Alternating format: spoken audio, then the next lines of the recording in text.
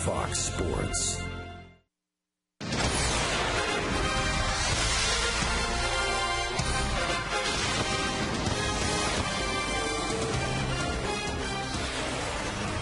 A crisp, cool night for baseball here in June, but Miller Park in Milwaukee, the location. The Astros and Brewers on the slate as they battle in Game 2 of the series. Milwaukee perhaps giving one away last night, so the guys at the top of the order, the two hottest Brewers who get the most at-bats, Ricky Weeks and Corey Hart, ready to make a 1-2 punch against the Astros here tonight in Game 2. Hi, everybody. Our coverage of the Brewers and Astros continues on Fox Sports Wisconsin. Jerry Augustine and Craig Kashan back on board with you.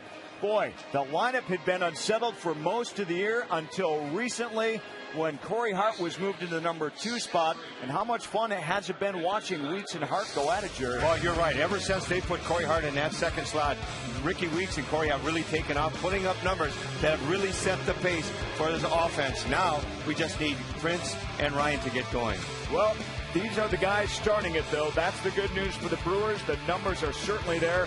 And now, out on the mound tonight, Yovani Gallardo, flirting with true perfection in his last start. And guess what? He settled. Yeah, settled for a complete game shutout win.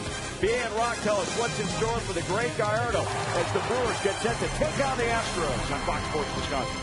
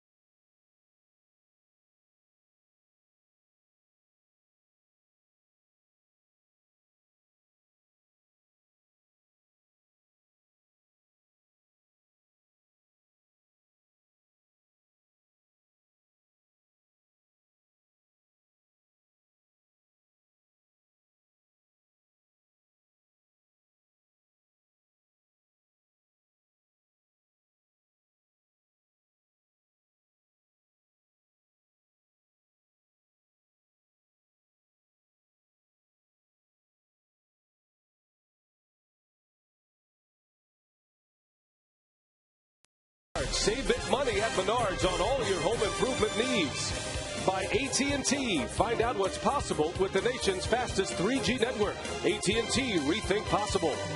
And by the new Miller Lite Vortex bottle. Taste greatness. Just another glorious night for baseball here in Milwaukee. We are at Miller Park, and we're set for Game 2. It's the Brewers and the Astros, and Yovani Gallardo is back on the mound. He is just 2 strikeouts shy of going right to the top of the National League strikeout leaderboard. He already has the 5th best ERA in the National League. Can he keep it going? He's coming off a shutout in his last start. Hi, everybody. Brian Anderson along with Bill Schroeder. Great to have you with us tonight. We've got another great night for baseball. The Brewers try to get back to winning Rays Rock, and they'll give up Yovani Gallardo today, and he's coming off that complete game effort his last time out. Now, he wasn't all that bad his first 3 starts, but he has been dominant in his last 13. Well, he's showing you why he's the #1 starter for the Brewers. I mean, one of the best in the National League. It didn't start out that way, but Yovani right now, there's nobody really throwing the ball like he has. His last 13 games, 7-1 record. It could be a lot better than that if the Brewers are able to score some runs for him. Earned run average, the opponent batting average, very good. And when you look at June, he's made 5 June starts and a 154 earned run average, a 2-1 record. He's got 2 shutouts in his last 7 starts. These are the numbers for Gallardo. You see the earned run average at 169. I think the key number, the home runs allowed. He gave up 3 in his first 3 starts, only 2 since. And that opponent's batting average is minuscule. Gallardo certainly pitching like an all-star. Only Josh Johnson has a better ERA going back to April 21st, and that was the line in the sand after those first 3 starts. Giovanni Gallardo takes to the mound once again. Can he do some damage against the Houston Astros? The native Texan will do his best. He's going after his 8th win. Brewers Astros game 2 coming up next.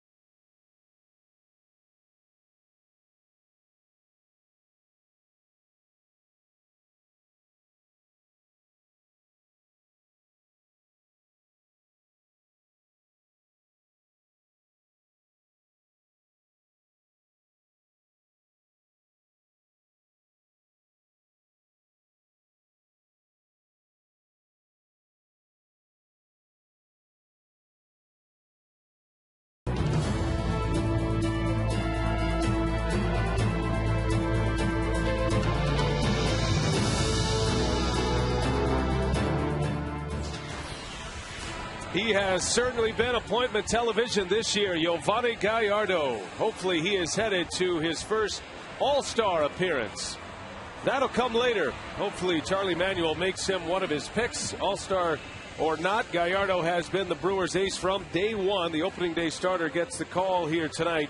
7-3 with a 2.36 earned run average. There is Brad Mills, first-year skipper of the Houston Astros. Astros winning last night. And the Astros are now 30-47. Here's the lineup. It's brought to you by Subway. Michael Bourne, Jeff Keppinger, and Lance Berkman at the top. Berkman back in the lineup today. Carlos Lee, Hunter Pence, and Pedro Feliz in the middle, with Jason Castro, Oswaldo Navarro, and Brett Myers rounding it out. Well, Giovanni Gallardo and all the great numbers that he's been able to post this year. Very good in his career against the Astros. 5-2. A 2.30 earned run average in 7 starts. Was 3-2 a year ago. Giovanni currently 5th in the National League in earned run average. Here's how the Brewers will line up defensively behind Gallardo. It's brought to you by Blaine's. You've got Braun, Edmonds, and Hart in the outfield. McGee, Escobar, Weeks, and Fielder around the horn with Jonathan Lucroy catching Gallardo. And the first pitch is in there for strike one, and away we go from Miller Park tonight. That's the crew chief, Brian Gorman, calling balls and strikes this evening. Paul Nart, Ted Barrett, and Tony Randazzo on the bases. Well, the Brewers have had a good homestand so far. They can make it a great homestand with a couple of wins to finish it out. In all, it's been a 9-game homestand. This is game number 8. The Brewers have lost just twice. Michael Bourne at the top of this Houston batting order. He had a big day yesterday. 4 hits in last night's game, including his first home run of the year. Gallardo has him down, a ball and 2 strikes. He talked about that good record for the Brewers on this homestand, and it's been all about pitching, particularly the starters. Each and every one of the guys in the starting rotation have put together a pretty good start. 2-2 on the way, and Bourne pops it foul and out of play. Now we'll be keeping an eye on the pitch count tonight with Gallardo. His manager Ken Marcus stating that after 122 pitches his last time out, a season high, he'd like to keep Gallardo around the 100 pitch plateau here tonight. So we'll see how much he can get out of Gallardo. That might change as this game continues. You never know. The 2-2, and Bourne slaps one into the gap, but Braun is able to make a shoestring catch. Braun playing in the gap, hauls it in for out number 1. Our scouting report tonight, courtesy of Mercedes-Benz, comes from Hunter Pence on Giovanni Gallardo. I'm a little surprised at how good he is. I didn't know he was that good, but really, it's he is a remarkable pitcher, and facing him is never easy. And also, he can swing the bat a little bit. So, he's really got good stuff. He's a smart pitcher, and he knows what he's doing out there. And I'm very happy for his success. Very diplomatic by Hunter Pence, not really showing or telling anybody what he thinks that Giovanni's going to do to him up there at the plate. Pitches and the way the patterns have been for Gallardo against Hunter Pence.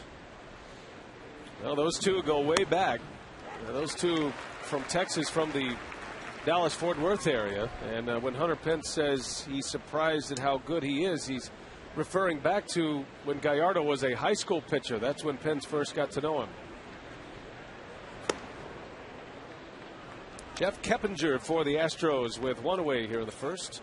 Yeah, back in high school, I guess, Giovanni's not a guy that's was throwing 95, 96 miles an hour. Those are the guys that you look at and say, this guy's going to be a big-time major league pitcher someday. Giovanni does it much differently, but still gets the strikeouts. Well, Gallardo from a high school in Fort Worth, Triple Tech, that is not known for its baseball. And Gallardo kind of slipped through the cracks as much as you can as Keppinger delivers one to right, a base hit. And the Astros with a man on for Lance Berkman.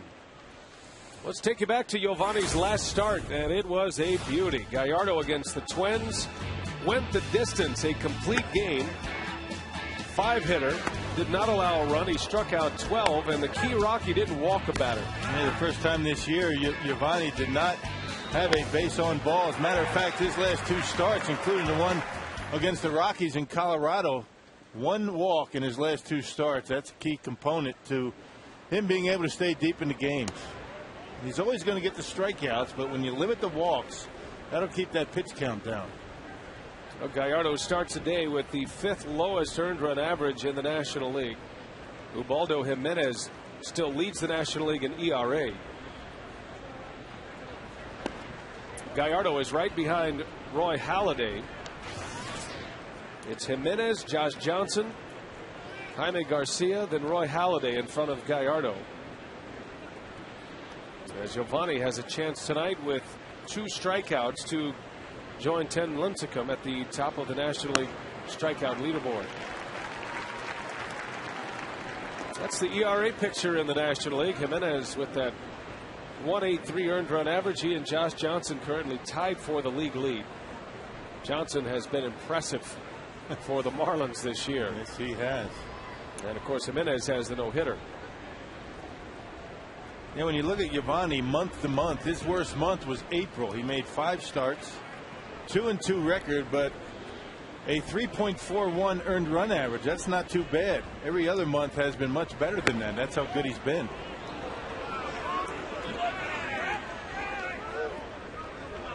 Roy Oswalt will not pitch in this series. He was roughed around by the Rangers on Sunday night. And maybe that's why Roy Oswalt was smiling, saying, I'm glad I'm not pitching if that's not a strike. Not sure where that missed. There's a strike. Lance Berkman has the count full.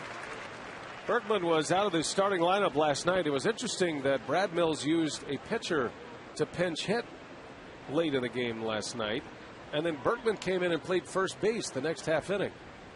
He played the 9th inning defensively as the Astros won the opener of this series 9-5. Runner goes, and Berkman takes a strike, throw to second, and the tag is late. The throw is a little high, almost a strike him out, throw him out. Berkman is rung up. Yeah, Berkman now thinks that ball's high. And Jonathan a little bit high on the throw down to second base. Had a good pitch to throw on, but a little too high, and Escobar had to reach up and then drop the tag on Jeff Keppinger. That's a good pitch. Looked like a slider. I'm not sure what Lance Berkman's arguing about. Throw a little bit high down to second base, or else they'd have had him.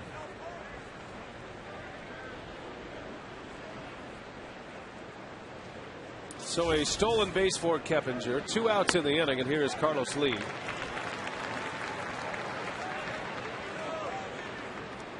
Keppinger with his 2nd steal of the season. Carlos Lee had a big hit last night. He drove in 2 runs in the 8th, kind of put the game away late in last night's game. Out to Weeks. Plenty of time with Lee running down the baseline, and the side is retired. So Gallardo, a scoreless first. Here come the Brewers against Brett Myers.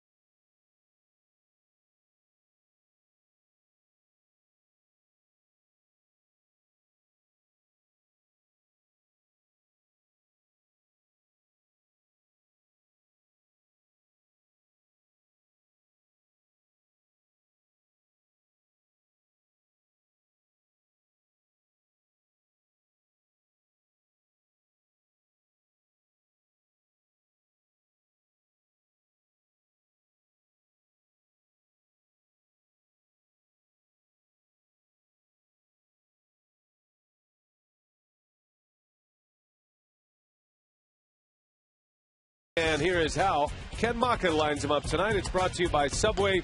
Weeks, Hart, and Fielder at the top of the batting order. You see what Hart has done as a second-place hitter this year. And then you've got Braun, McGee, and Edmonds, Lucroy, Escobar, and Gallardo rounded out. That lineup will face the right-hander Brett Myers, who has been a model of consistency for the Houston Astros this season. Yeah, some say he's been their most consistent starter, maybe the best. Roy Oswalt not having a bad year either. 5-5 record. A 3.20 earned run average. You can see the hits to innings pitch have been very good for him. 101 in a third innings and 77 strikeouts to go with it. The former Philly Brett Myers in his first year with the Astros. And a swing and a miss from Ricky Weeks. Weeks at 274 starting play today, and 13 home runs with 45 driven in. An on-base percentage of .376 as we open play. Weeks has been hot. He's posted 7 hits in his last 2 games. Gets under that one. Carlos Lee, a long way to go. And he's got it for out number 1. Mercedes-Benz scouting report on Brett Myers comes from hitting coach Dale Swain. You know, he's always had good breaking balls, a good tight slider that he keeps off the end of right-handed hit batters' bats. Obviously, we all know how good his curveball is, and you know, he just keeps the ball away for the most part against right-handed hitters. Keeps you off balance with a changeup if you're a left-handed hitter.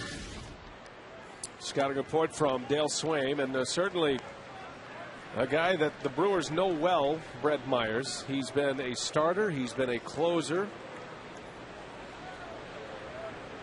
And he has been a horse for the Astros this season as Hart bounces weekly to the mound for the second out. Myers has very good career numbers against Milwaukee. He is 4-1 in 5 starts, partner, with a 1.94 earned run average. And he's also got a save. I mean, he's got 9 appearances, 5 of those starts, as you talked about, and only 29 hits in 41 2/3 innings against Milwaukee in his career. Pretty good numbers.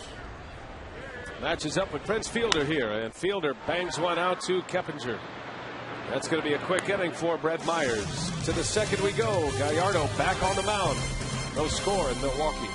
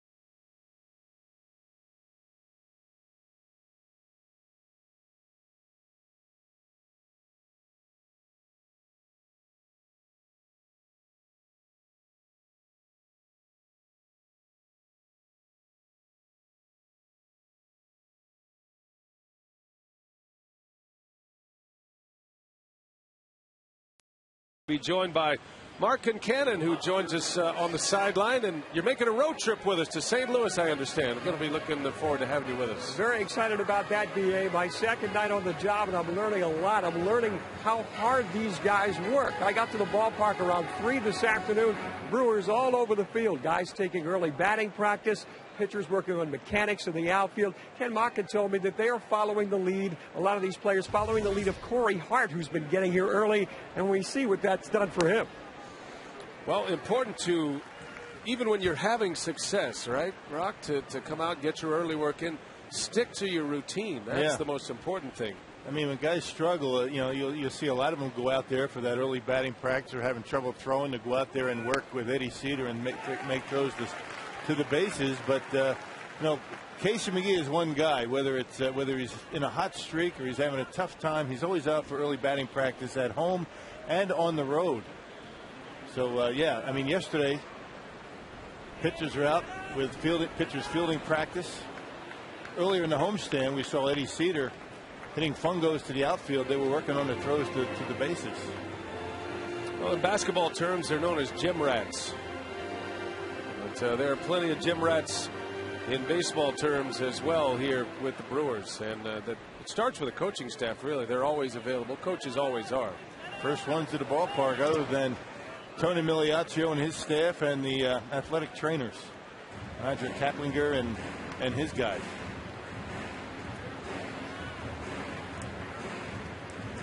And Mark is here early as well. There's athletic trainer Dan Wright. Chris Joyner, the strength and conditioning coach. These guys are here just about all the time on homestands. Get here about noon.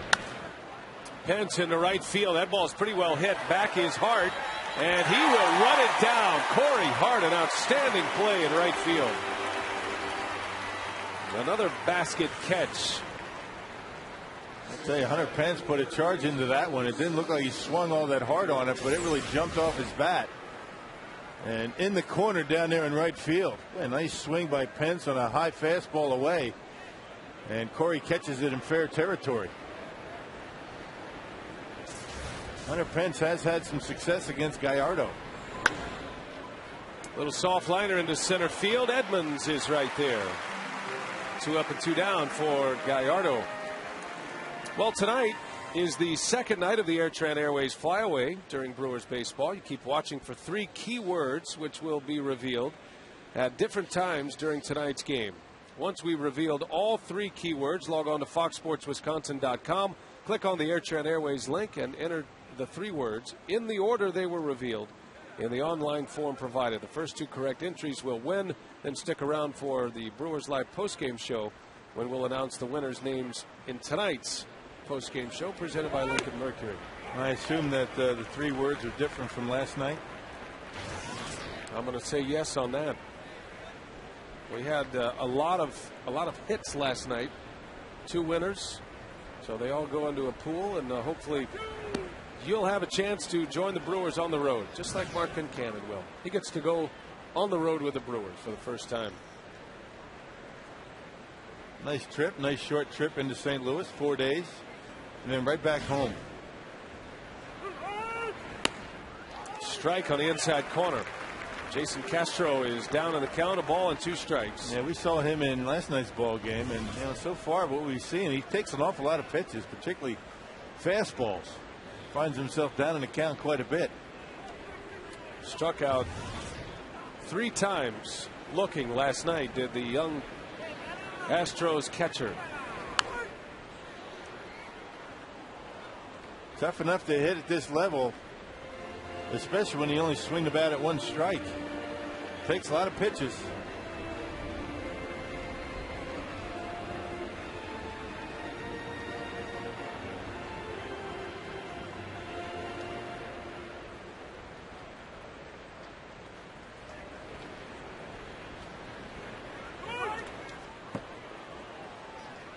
Count evens at 2-2. Matchup of 2 rookie catchers in this series. The young Gallardo, he's just 24.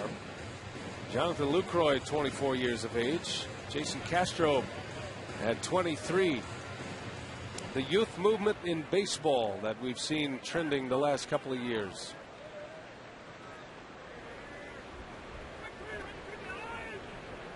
Two pitch on the way.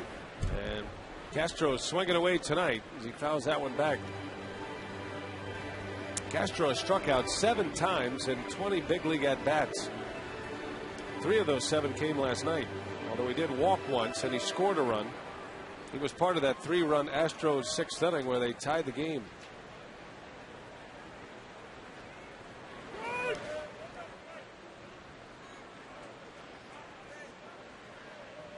Well, he is patient at the plate. He has an on-base percentage near .350, so apparently he's walking some, but when you throw him strikes, he finds himself down in the count. But he's been able to battle here, and it's now a full count.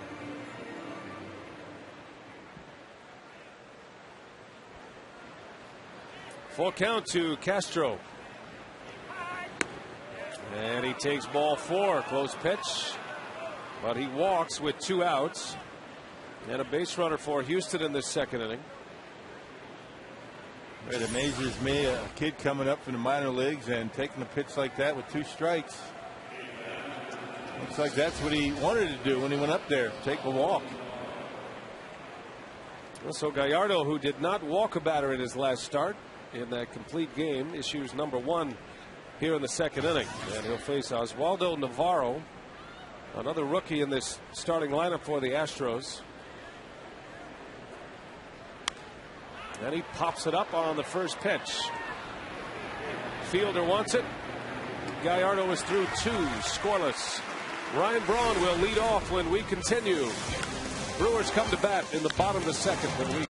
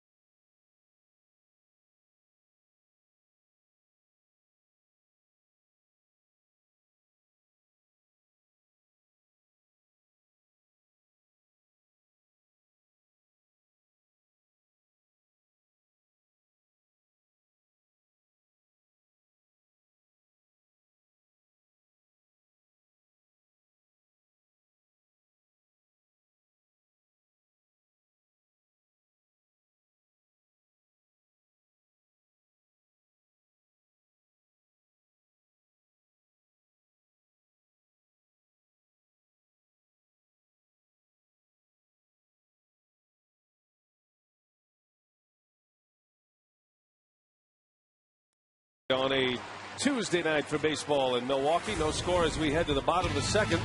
And Ryan Braun ready to lead off, and he uncorked one last night. His Powerball home run number 11. Yeah, Bud Norris gave him a fastball and led off the third inning and way back into that Brewer bullpen. Brett Myers back on the mound. A quick 3-up, 3-down inning in the first. Well, Ryan Braun, where does he rank? First 4 seasons for home runs in Major League Baseball, and Braun with 114. You figure he'll hit his way onto this list at some point, as he is just 8 shy of breaking into the list, and it's a list that features a who's who of baseball sluggers. An amazing start to a career for Braun. Has 11 home runs, 49 driven in as we open play here today.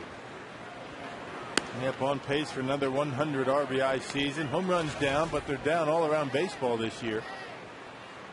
Mark Reynolds tied Corey Hart yesterday for the top spot in home runs in the National League, both with 18.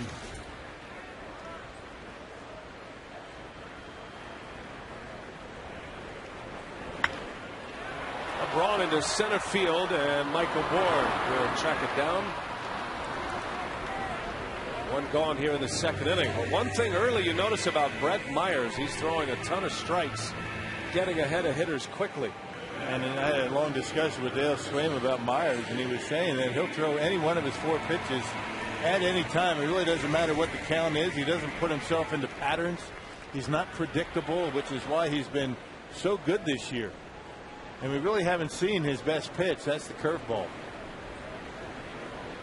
Myers facing Casey McGee here in the second inning with 1 out and strike 1. Well, McGee with 50 ribbies has 12 homers this season and a .271 batting average. Back up the middle, a base hit. So the first hit for Milwaukee. A single by McGee and a base runner for Jim Edmonds. Yeah, back-to-back fastballs. This one leaked back over the plate, and Casey able to pull the hands in, tried to get it inside, left it out just enough. Casey pulls the hands in and fights it off into center field. Myers only thrown about 89 to 91 here so far tonight. Not overpowering. Now McGee with 5 hits now in his last 3 games. Good way to start his night tonight. And here's Jim Edmonds back in the starting lineup with the right-handed pitcher on the mound for the Astros. Astros will send up a lefty tomorrow, Wandy Rodriguez. And Edmonds likely to be on the bench to start play tomorrow. There's Rodriguez scratching his head. Made a pinch hit appearance last night. Yeah, having a tough season so far. Only 4-10.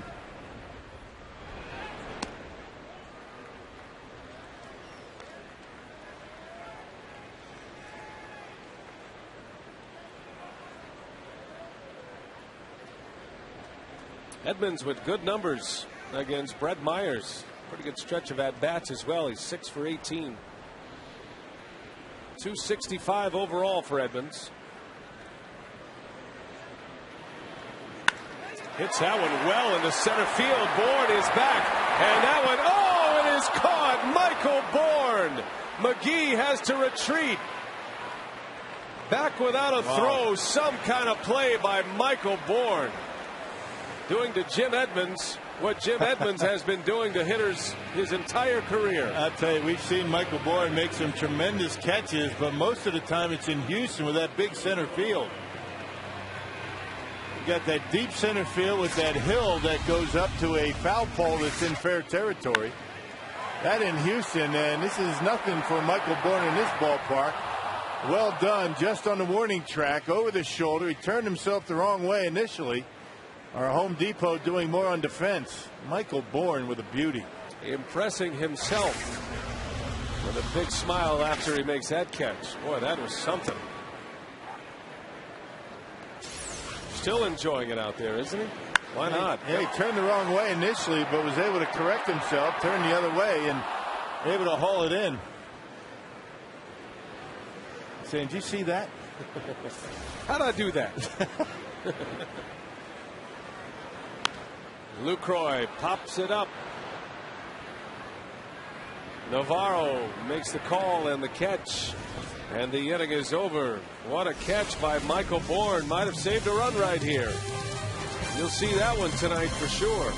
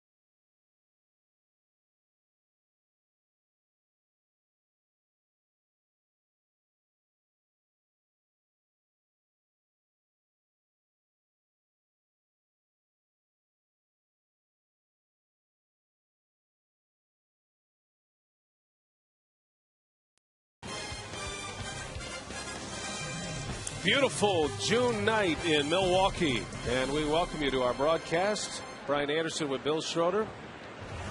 Joining us tonight once again, Mark Cannon. And Gallardo against Myers, a pitcher's duel tonight.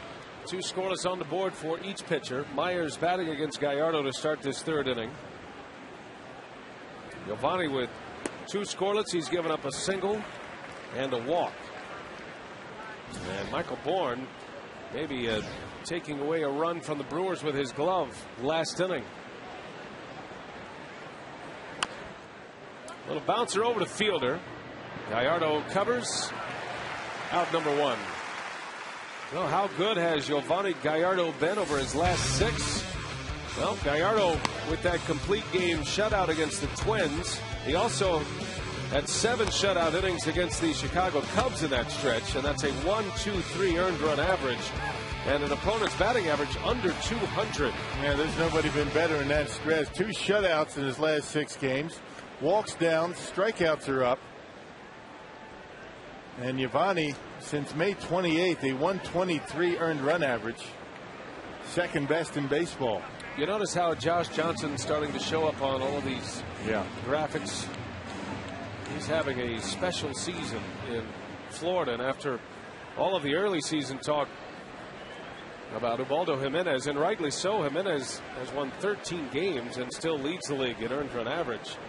Josh Johnson quietly has gone about his business. As Bourne flies out. 2 outs for Gallardo here in the 3rd. Well, Giovanni 6th in the National League with a .215 opponent batting average. He's 2nd in the league, averaging 10 strikeouts per 9 innings. And walks are up, but overall they've been trending down his last 3 starts. Now, one of the keys for Ken Maka, the reason why Gallardo did not skip a day, he didn't use the day off and push Gallardo up against the Twins so he could pitch today against the Astros, and then he could pitch Sunday against the St. Louis Cardinals. And it looks like Gallardo is going to match up against Adam Wainwright on Sunday against St. Louis. Maka wanted to make sure Gallardo pitched against the Cardinals.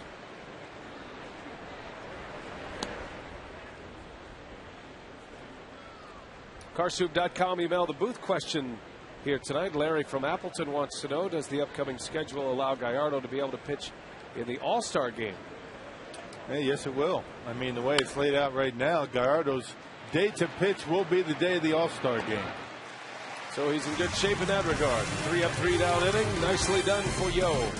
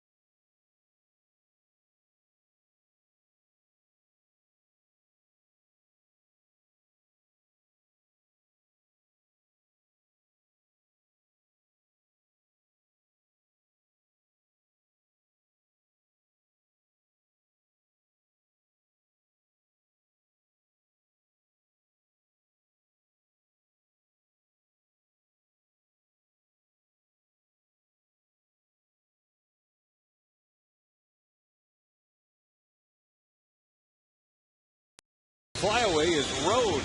Keep watching the game for the next word to be revealed in the AirTran Airways Flyaway. Visit foxsportswisconsin.com for details on how you can take a road trip with the Brewers. Brett Myers back on the mound for Houston, and he's facing Alcides Escobar to start this 3rd inning. Escobar, then Gallardo, and then back to the top of the Brewers order in Weeks. Alcides batting .244 to begin play today. A couple of home runs. He's driven in 23. Acting as a leadoff hitter in this spot, which is why he is hitting in front of the pitcher on most nights these days.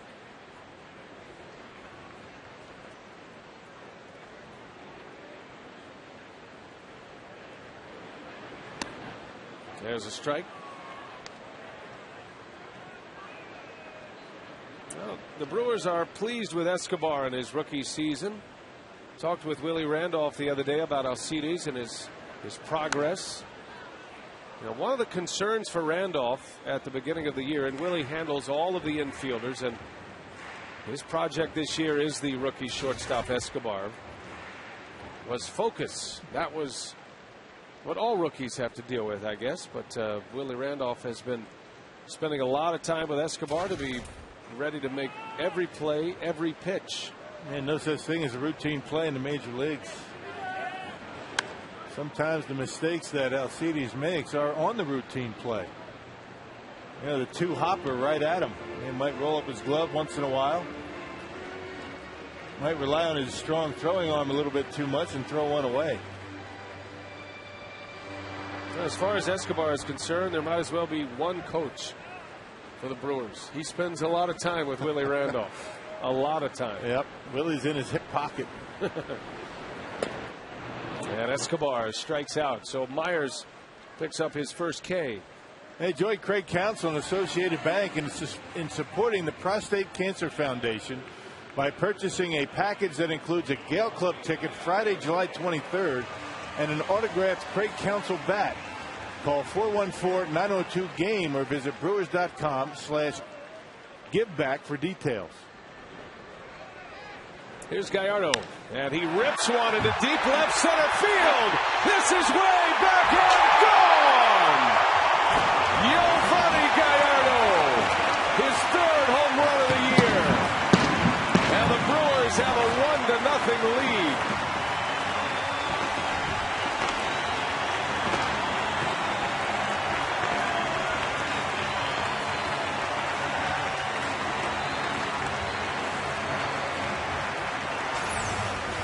Well, we talked about it on Brewers Live pregame, how well these pitchers have been swinging the bat, particularly Giovanni Gallardo.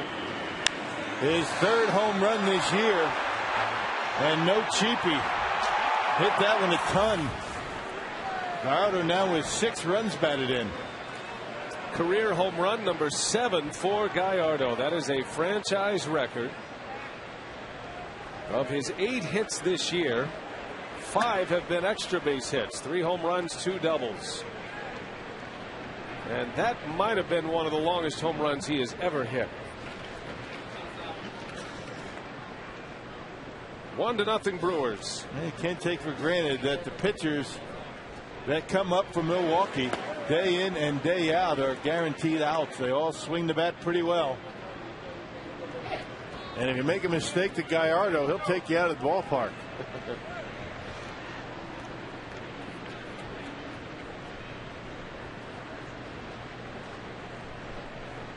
0-2 to Weeks. Down in the dirt. Well, we'll take you back to Gallardo's last home run, June 2nd. He hit a game-tying home run in the 7th inning in Miami. So he has 2 home runs in the month of June. Most pitchers would be happy with 2 home runs for an entire season. Career. He's something. And down goes Weeks. There's that curveball Rock was talking about. He breaks it out against Ricky Weeks and picks up his second strikeout. Well, we talked about the pitchers at the plate. It has been quite a story this year. Only the Arizona Diamondbacks pitching staff with more hits than the Brewers staff. And, of course, these hit totals led in large part by Wolf and Gallardo. But you see what the Brewers pitchers have been able to do this season. Pretty impressive numbers. Yeah, Randy Wolf with the batting average and Giovanni Gallardo with the power and the RBIs. These guys have been terrific, and when you add the numbers for the pinch hitters this year, the bottom part of the order, the number 9 spot's been pretty good. Corey Hart with a base hit. A 2-out single for Hart.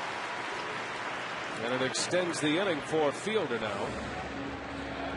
Corey stays hot at the plate after a couple of hits last night. Actually had 3 hits last night. Yeah, waited back nicely on that off-speed pitch and able to hook it into left field. There's that slider, and Corey does that pretty well. As tall as he is, his long arms, able to reach out and hook that one into left field. Here's Prince, and he hammers one to right. Is it fair or foul? That ball is a foul ball, a home run for Fielder. A 2-run shot, and the Brewers have a 3-0 lead in the 3rd inning.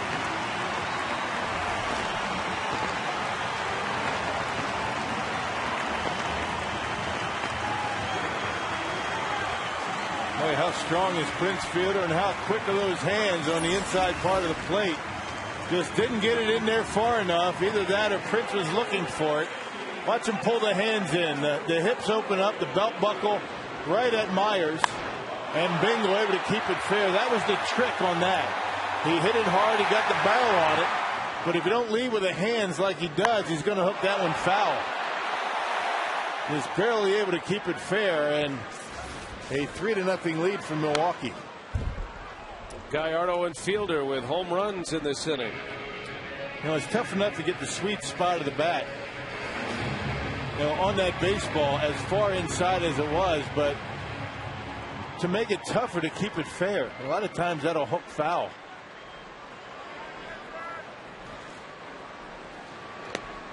Well, Braun, a late swing. He's down to the count 0-2.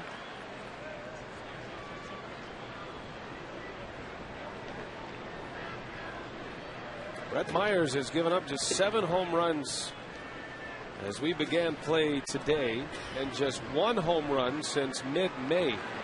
2 in this inning as Braun strikes out. And they will secure it at first base. So the inning is over, but the Brewers go bang in the 3rd. Gallardo and Fielder go deep.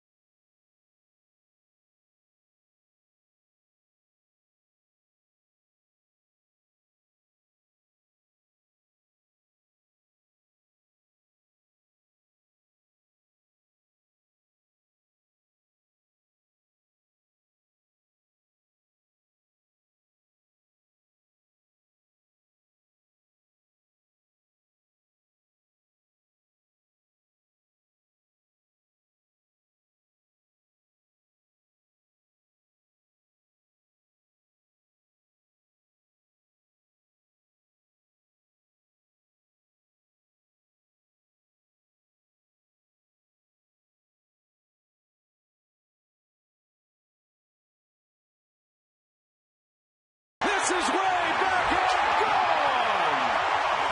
Giovanni Gallardo, his 3rd home run. 2 home runs for the Brewers in the bottom of the 3rd inning, and Gallardo joins Fielder with the long balls.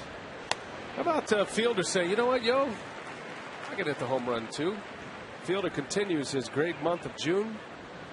Prince now with 9 home runs in the month of June and gives him 16 for the season. That might have been one of his most impressive home runs of the year, given where that pitch was.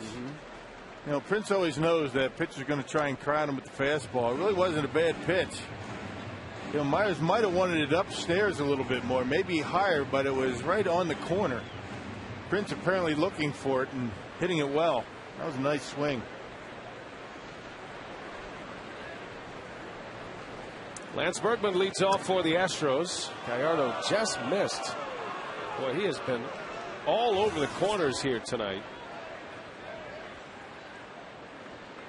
Berkman was called out on strikes his last time up, and he argued with Brian Gorman on his way to the dugout. Another 2-strike pitch, and Berkman pops it foul. McGee gives it chase, and he comes up just short. Good effort over there by Casey McGee as he goes sliding into the wall. Another slider that Gallardo threw to Berkman. It was a slider that struck him out his first time up. This time he left it a little bit on the outer half, and Casey not quite able to get there.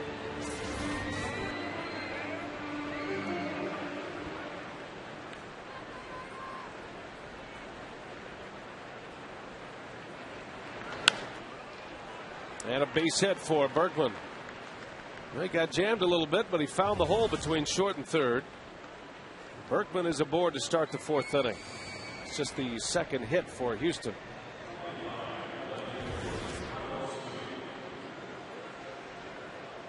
The former Brewer, Carlos Lee, digs in for Houston. It really is amazing that the Astros have had such a tough time scoring runs given the middle of their order. Guys not really having big seasons, but still in all, on paper, you would think that they would be able to score runs a little bit more than they have. You know, Bourne's been a good leadoff hitter. Berkman, Lee, Pence. And that's a pretty good 3, 4, 5 group in the middle of that order, all run producers.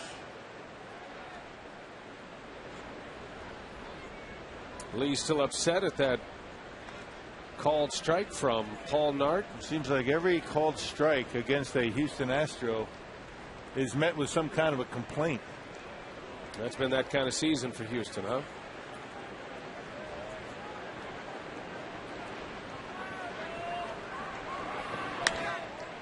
In the air to left. Braun is under it. Berkman goes halfway, so Lee is retired.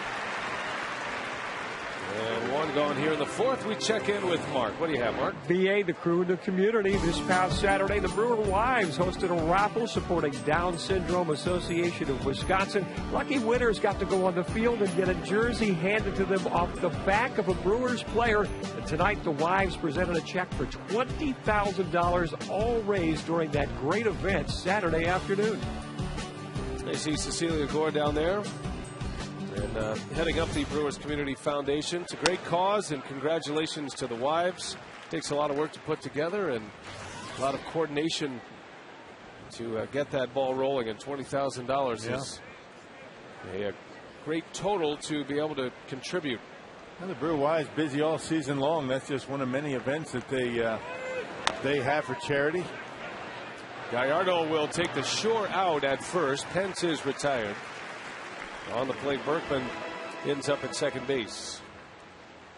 And that leads us to our AT&T trivia tonight. Prior to this season, who held the Brewers' single-season record for most home runs as a pitcher?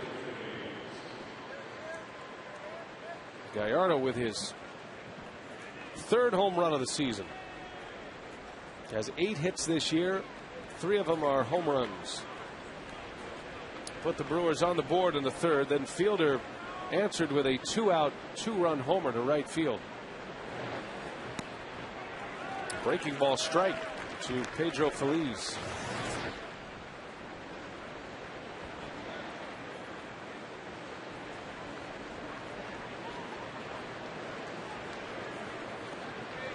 Two outs in the inning, 3-0 Brewers.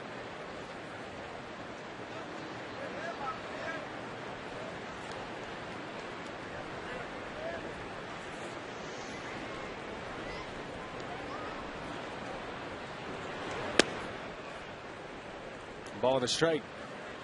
Feliz, another former Philly. You see the connection here between the Astros and the Phillies. Their general manager, Ed Wade, former GM of the Phillies, familiar with Brett Myers, certainly. Drafted Brett Myers, as a matter of fact, tonight's pitcher. But you've got former Phillies in Feliz and Myers and Michael Bourne for the Houston Astros. Yeah, Feliz, part of that World Series winning Philadelphia Phillies ball club. He was a 3rd baseman. Always been regarded as a very good defensive player. Having a rough year at the plate. 2 balls and a strike on Feliz. And he waves at 1. 2-2 the count. Another breaking ball from Gallardo. That's the thing about a spotted fastball on the inside corner. Even if you don't get the call, it still has an effect on the hitter. Yeah, it keeps him honest. I mean, you just can't continue to pound the outside corner. Hitters start leaning out over there. You got to straighten them up once in a while. See what Gallardo does here. Back in there with a fastball. And it's 3 balls and 2 strikes. Man, one of his best fastballs of the night. That was at 94.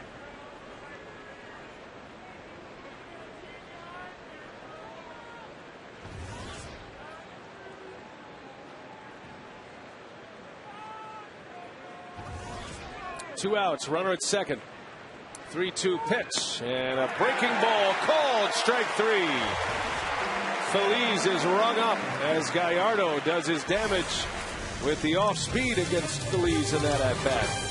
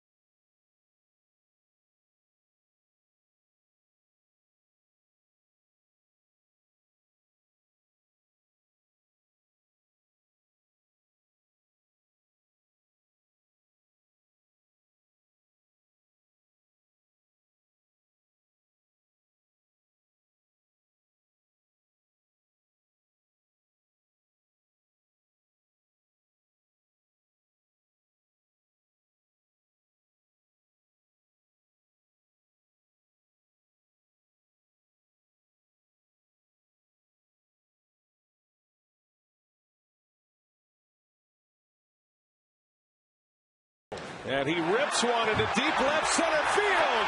This is way back and gone. How about Casey McGee, a little prophetic with his call of Gallardo earlier today. And McGee leads off this 4th inning. The crowd still buzzing about that home run from Gallardo. Has 4 shutout innings on the board. And he hit the home run that put Milwaukee on the board in the 3rd inning. Well, they mentioned Gallardo and Wolf. What about Narveson? Narveson's got 7 hits. They're pitching for a reason. I'm going to bring that one up to him next time I see him. That might have had a chance to be recorded down there. Some bulletin board material for the pitching staff. Now, between Gallardo and Wolf, they have combined for 19 hits this season. Yeah, Narveson's hitting 318. I mean, he's leading the pitching staff in batting average.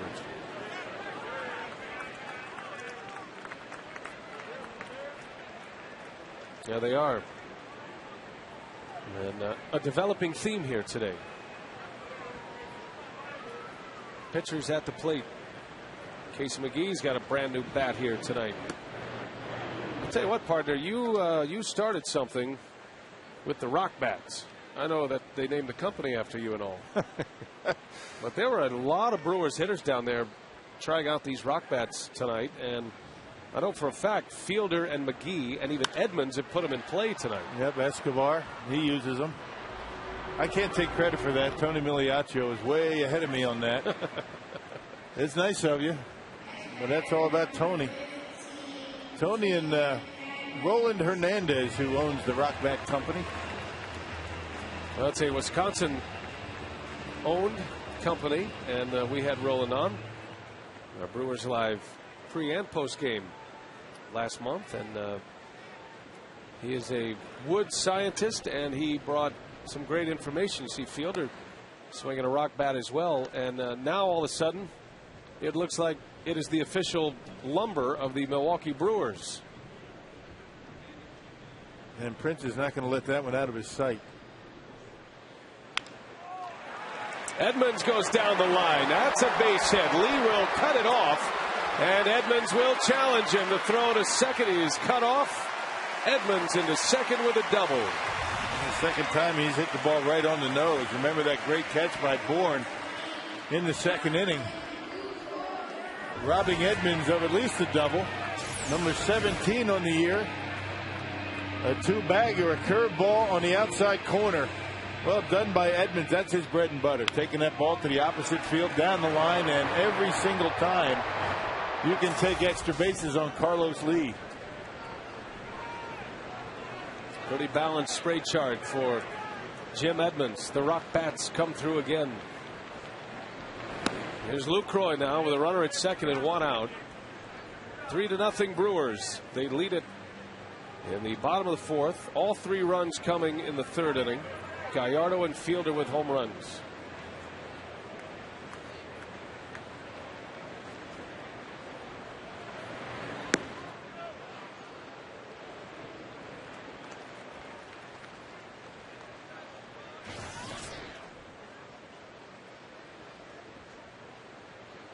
Lucroy 0 for 1. He popped up to the shortstop in the second inning.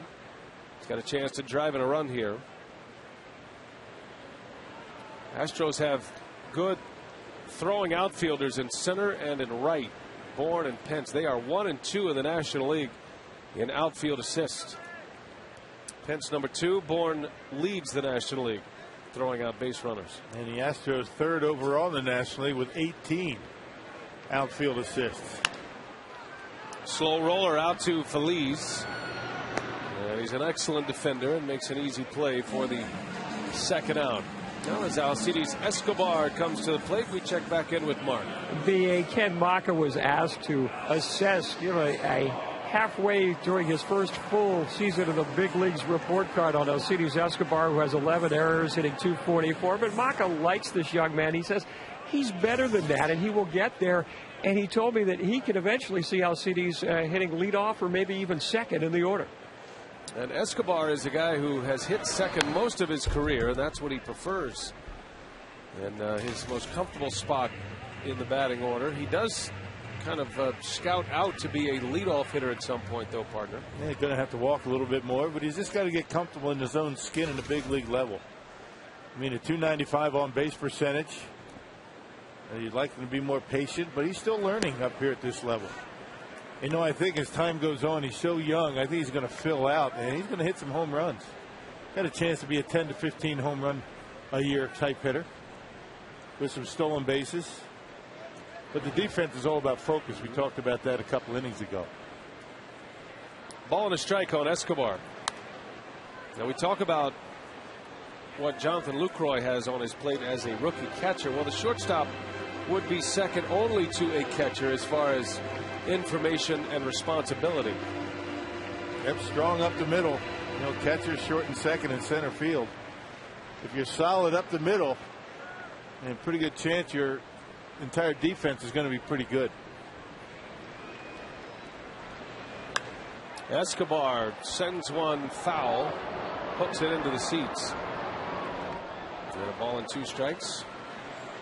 Alcides Escobar, throughout his minor league career that covered 6 years, a .293 hitter.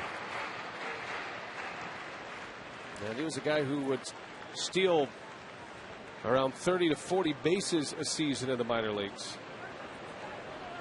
He led the Venezuelan Winter League in batting this past off season. So there is a high batting average in there for Escobar, and Dale Swain thinks there is a potential 300 hitter in Escobar. This has to be more patient. One of Escobar's problems. If it is a problem, he makes too good a contact. Every time he swings the bat, pretty much, he puts the ball in play. I'd like to be a little bit more patient, but that comes with time.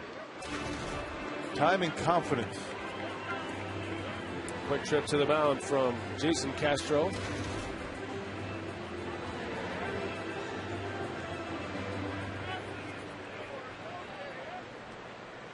There's Dale Swain. Escobar takes a ball. 3-2 the count on Escobar with Gallardo looming on deck.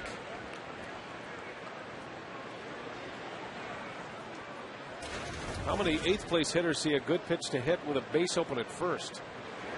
Escobar right off the glove of Myers. A backhanded play. Keppinger, no throw. Escobar with his great speed beats out an infield hit, and runners at the corners for Gallardo.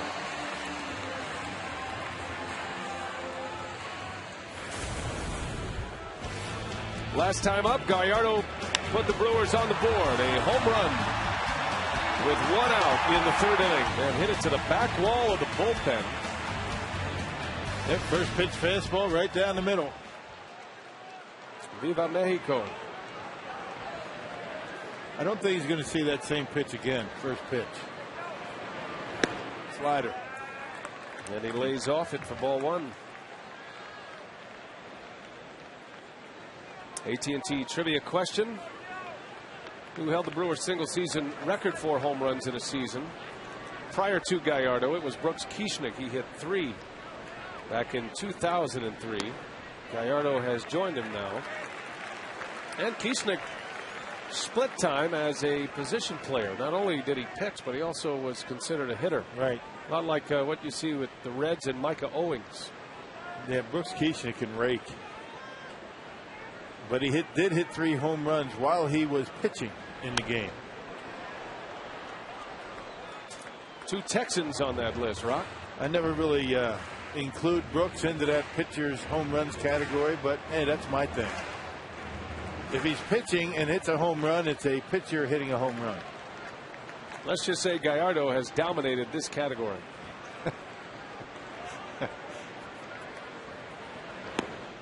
And with 1 more, he'll have another franchise record for hitting as a pitcher.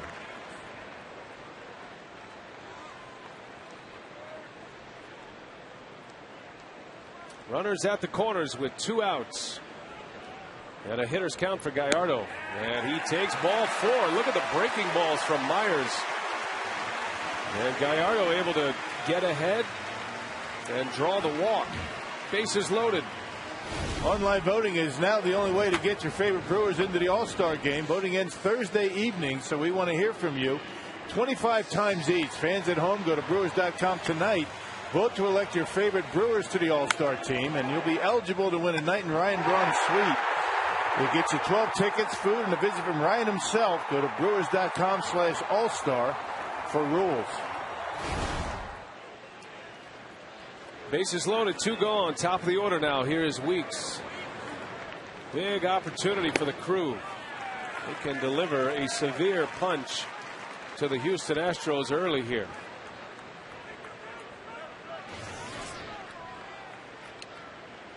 A 2-out infield hit by Escobar. Gallardo draws a 2-out walk. And now Ricky with a chance as he fouls one away.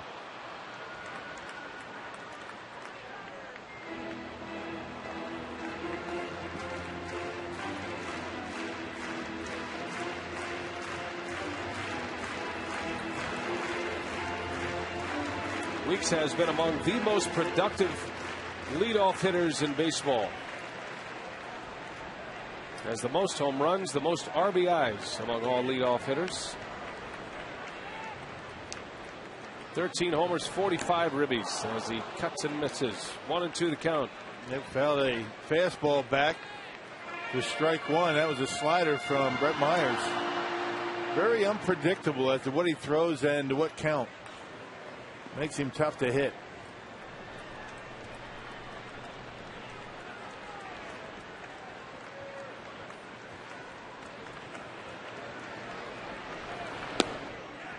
Two and two.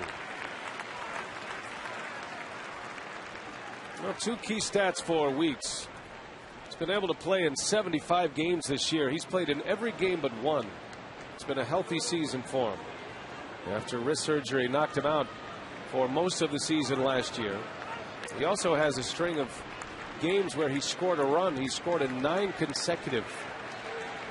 A mark of a good leadoff man. Back up the middle, a base hit. Edmonds will score. Here comes Escobar. He will score as Weeks delivers again. A beautiful at bat by Ricky Weeks. Right bottom of the order, setting the table for Ricky once again. That's the only way you can be as productive with the RBIs out of the leadoff spot. Escobar continues the inning. Gallardo with the walk. And how about Ricky Weeks waiting back on that curveball and just punching it into center field? That was a good curveball. Might have been up just a little bit, but shortened up his swing with 2 strikes and rolled it right into center field. And Escobar from second, able to score easily. A good inning for the Crew. What a great approach by Weeks, and doing a lot of damage with 2 outs. 2 hits and a walk with 2 away. Weeks delivers 2 runs, gives him 47 ribbies for the year, and it's 5-0 Brewers.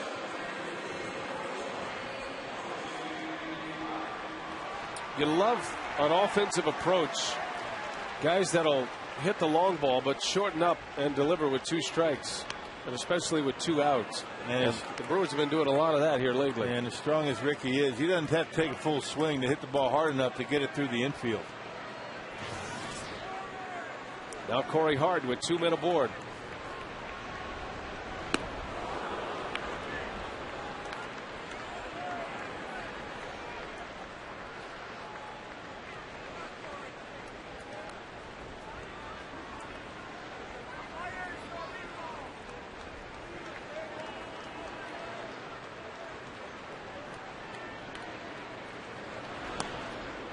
Able to lay off. Same pitch. Myers seeing if Hart would fish. Ball and 2 strikes on Corey. Red Myers, he's given up 5 runs on 7 hits.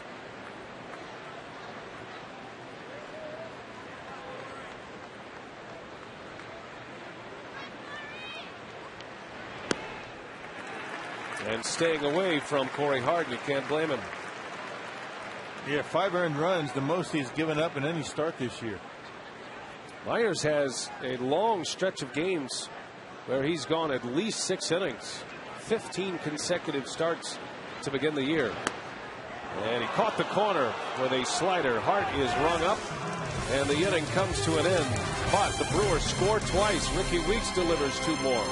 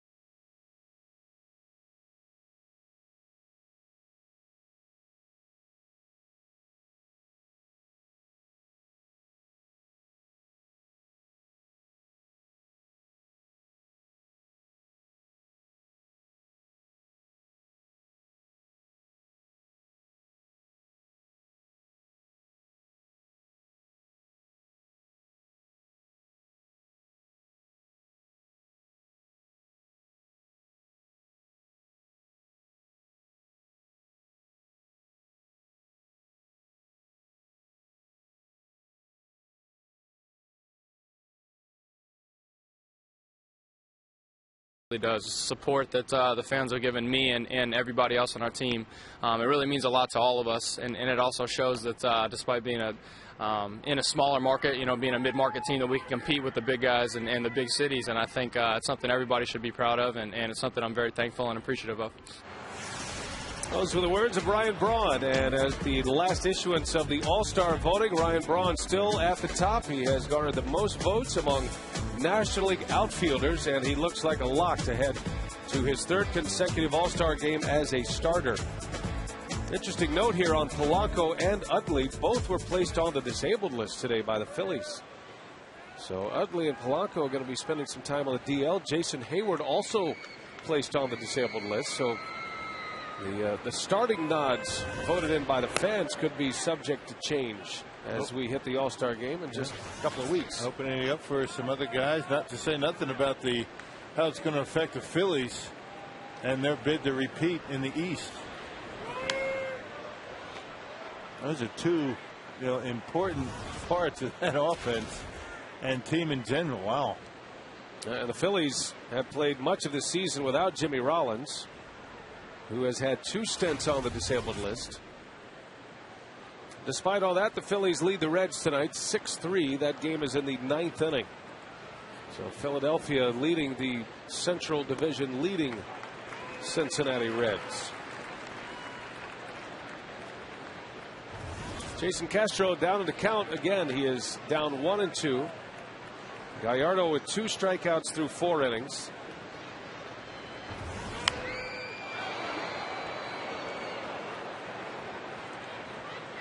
Castro earned the only walk against Gallardo tonight. 2 hits and a walk is all that Giovanni has given up, and he scattered them. Astros have not had more than 1 base runner in any individual inning. 1-2 pitch, and it's just off the plate. What Castro, he takes some close pitches. He leaves a lot to the home plate umpire. Yes, sir. Leaves it up to the umpire. His fate. You hate to see that with the young player.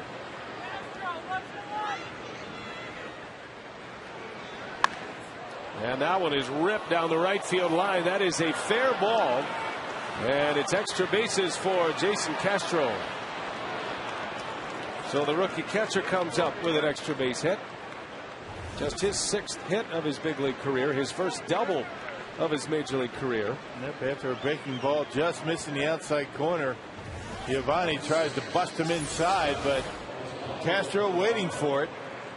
Left it out over the plate just enough to allow the young catcher to rip it down that right field line. That's a nice swing. Good, pretty swing. Left-handed swing is always fun to watch. I mean, down and through, and he rips that ball down the right field line.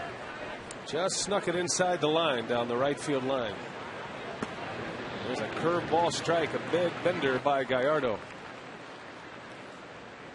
It's always a battle that I think some young players, fight, and hitting coaches and organizations. I mean, how patient do you want a hitter to be? I mean, at the expense of being, losing your aggressiveness and things like that. I think that's something that Castro is going to fight a little bit this year, because he certainly looks like he has a pretty good swing.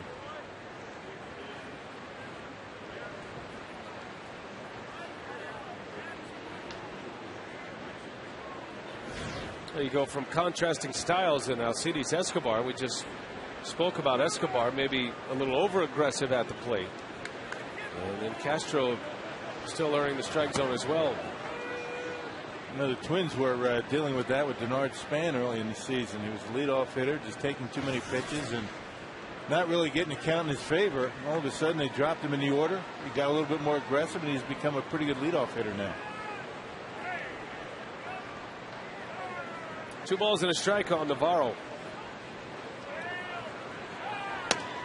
And it's 3-1. Gallardo falling behind the rookie shortstop.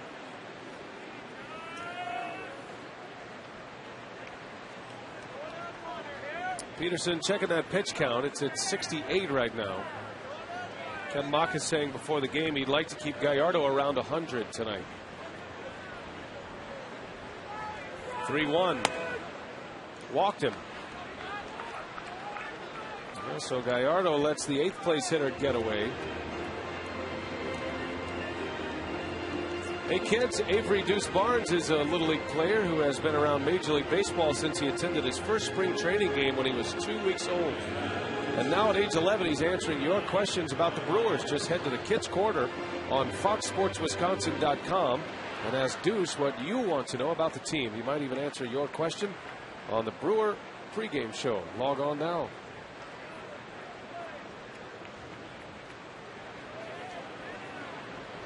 First 2 have reached here against Gallardo with the 5th, and here's Myers up there to bunt him over.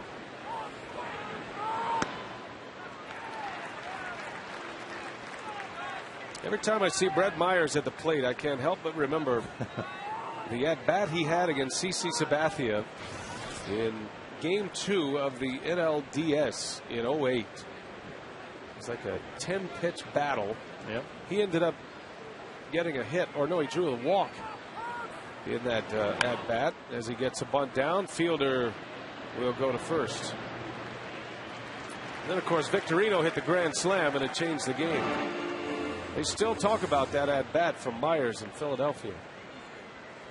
This wouldn't go away. I mean, CC gave him everything he had, but kept fighting off some pretty good pitches, drew the walk, and Victorino early on pretty much ended that game.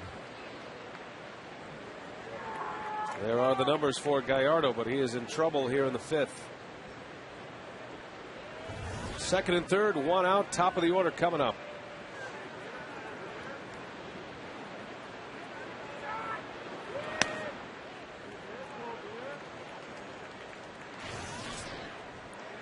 Michael Bourne is 0 for 2 against Gallardo. A couple of outs in the air. Made a sparkling play defensively back in the 2nd inning, robbing Jim Edmonds of a hit. On the ground, Escobar cannot knock it down.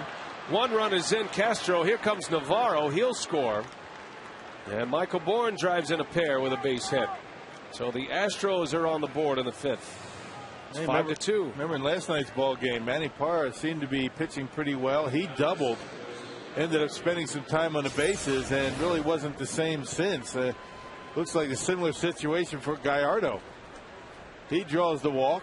He's out on the bases, and the Astros able to put something together at the bottom of the order, getting on, and Michael Bourne driving in 2. 2 hits and a walk in this inning against Gallardo. Here's Jeff Keppinger. Strike.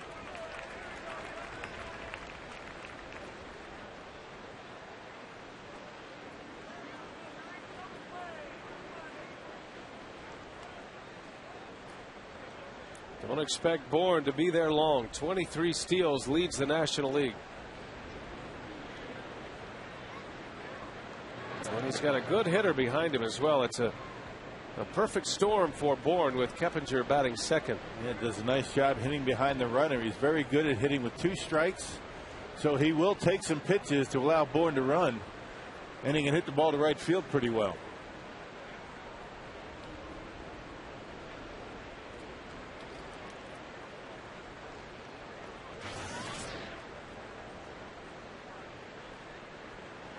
Keppinger, one of the toughest to strike out in the National League.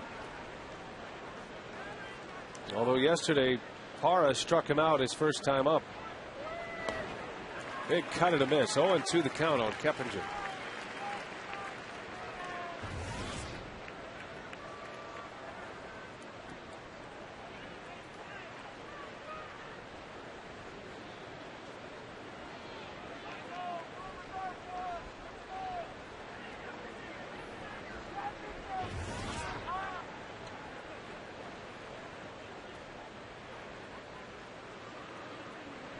There goes Bourne.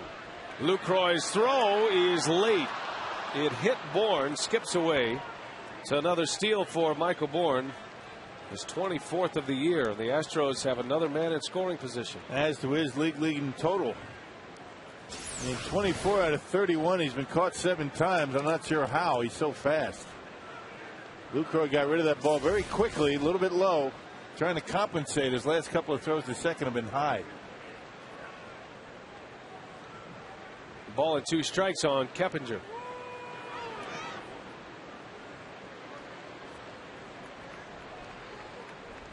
Well, last night the Brewers jumped out to a 4-0 lead. The Astros kept chipping away. They finally tied it in the 6th, and they would go on to win 9-5.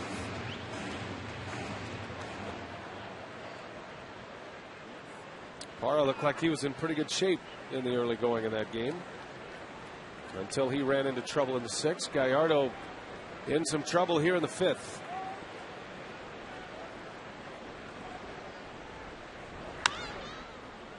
Here's Escobar. Out number 2. Bourne advances to third base.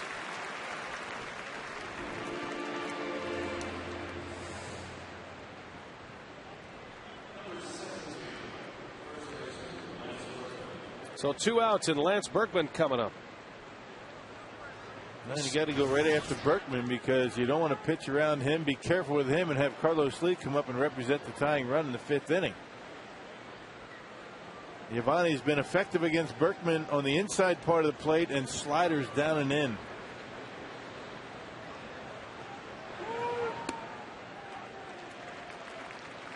Starts him out with a curveball.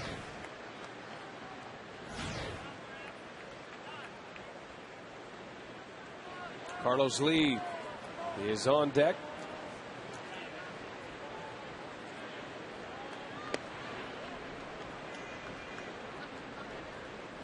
Well, Gallardo went the distance against the Astros last year, and one of his better pitching performances of his career in April of last season.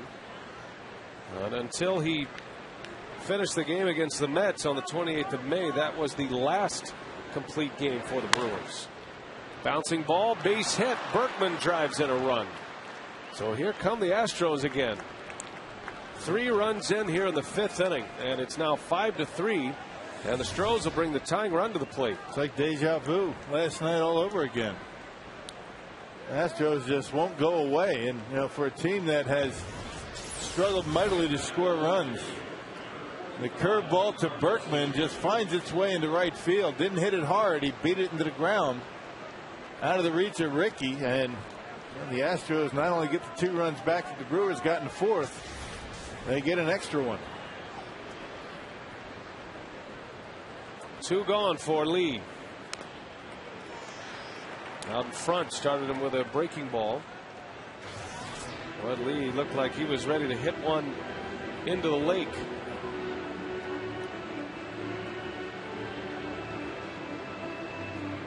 Lee's been heating up at the plate for Houston. Got off to a dismal start. He's still only batting .236, but he's popped 10 home runs and he's driven in 41 this year.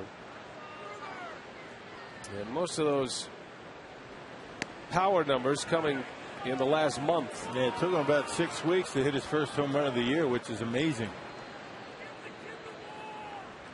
Always has been a very good run producer.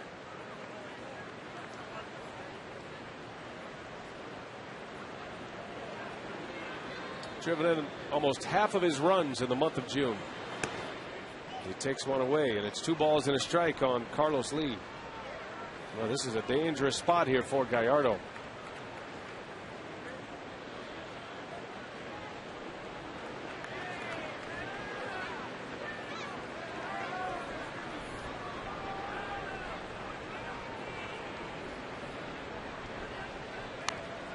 Had a good cut. 2-2. Boy, had a good pitch to hit to Carlos Lee. Fouled it straight back. He knows he let one get away.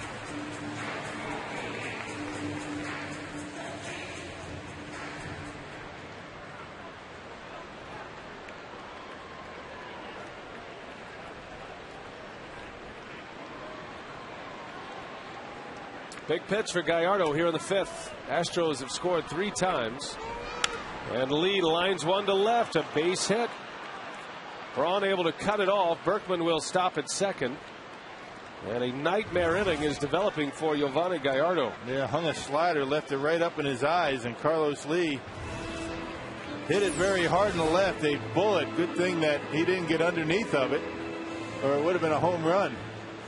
But it's not where you want a slider. Down the middle of the plate, up in the zone, and Carlos Lee able to center on it and rip it into left. That is the 4th hit of the inning. Well, remember, he had Jason Castro, the leadoff hitter, down 0-2, and Castro delivered a 2-strike double down the right field line. Then he walked the 8th place hitter. 3 runs are in on 4 hits and a walk. And the Astros bring the go-ahead run to the plate in the dangerous Hunter Pence.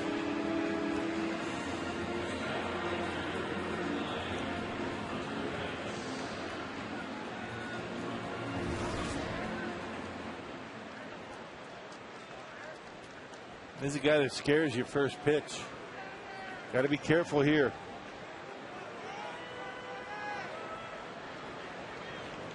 Eighth batter in the inning.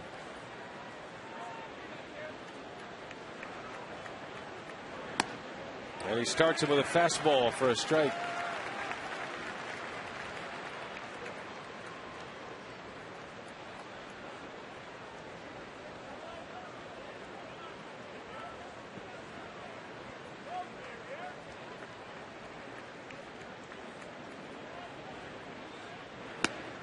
Back in there, strike 2 on Pence. They doubled up on him.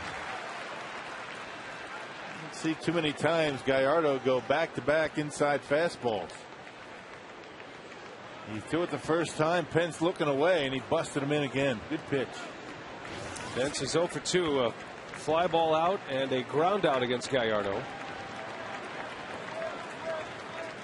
5-3 Brewers, 2 on for the Astros with 2 outs. And the 2-strike pitch is down in the dirt.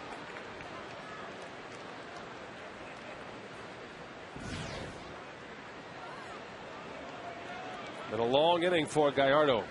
31 pitches now.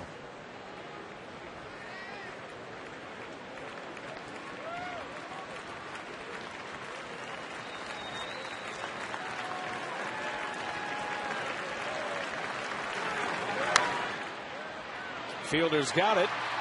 And an underhand flip to Escobar. A little unorthodox, but the Brewers get the out. And the inning finally comes to an end. Astros score 3. It's 5-3 Brewers. The big boys are coming up. Fielder, then Braun, then McGee. We head to the bottom of the fifth.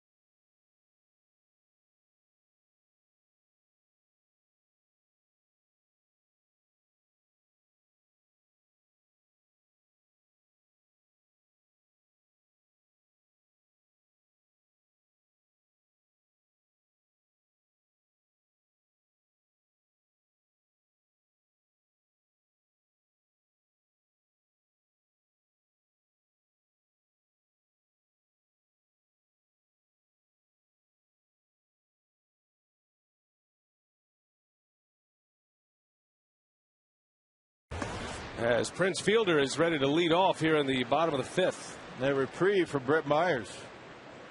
Well, not often he finds himself down 5-0 in a ball game, and his offense comes back to get him within 2.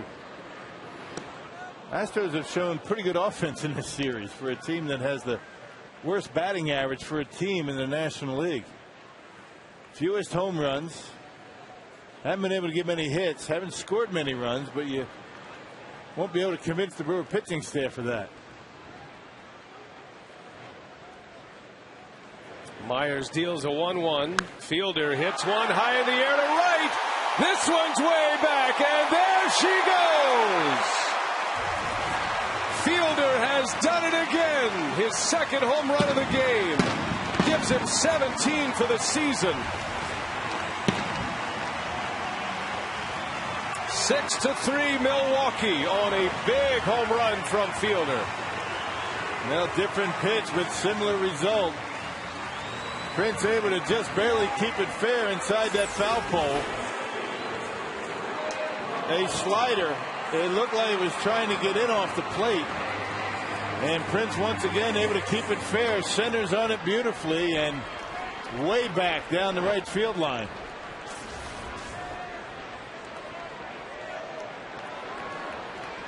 Here's Braun now. 2 home runs tonight from Prince. The Powerball home run leaderboard. Guess who is 1 home run off the National League lead now? Fielder has found that home run stroke once again.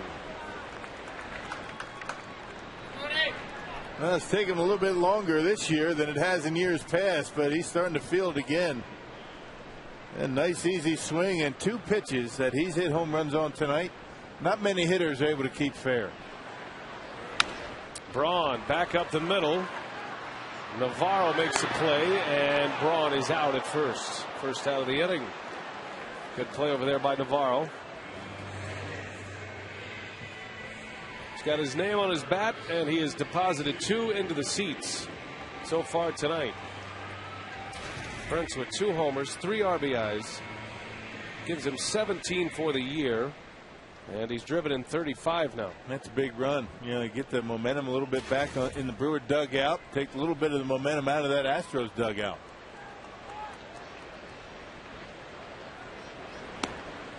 Casey McGee takes a strike. And Brent Myers comes out and he posts a 3-up, 3-down inning with nothing going on for the Brewers. Those Astros feeling pretty good about themselves. McGee rips one to left. Lee coming in, and he's got it for the out. Carlos Lee showing a little defense out there. Robs McGee of a base hit. That's the second out of the inning. Now the updated National League home run leaderboard. How about Prince Fielder joining the group with 17? And just like that, out of nowhere when this month started. Look at him now. Has 10 this month. 10 June home runs.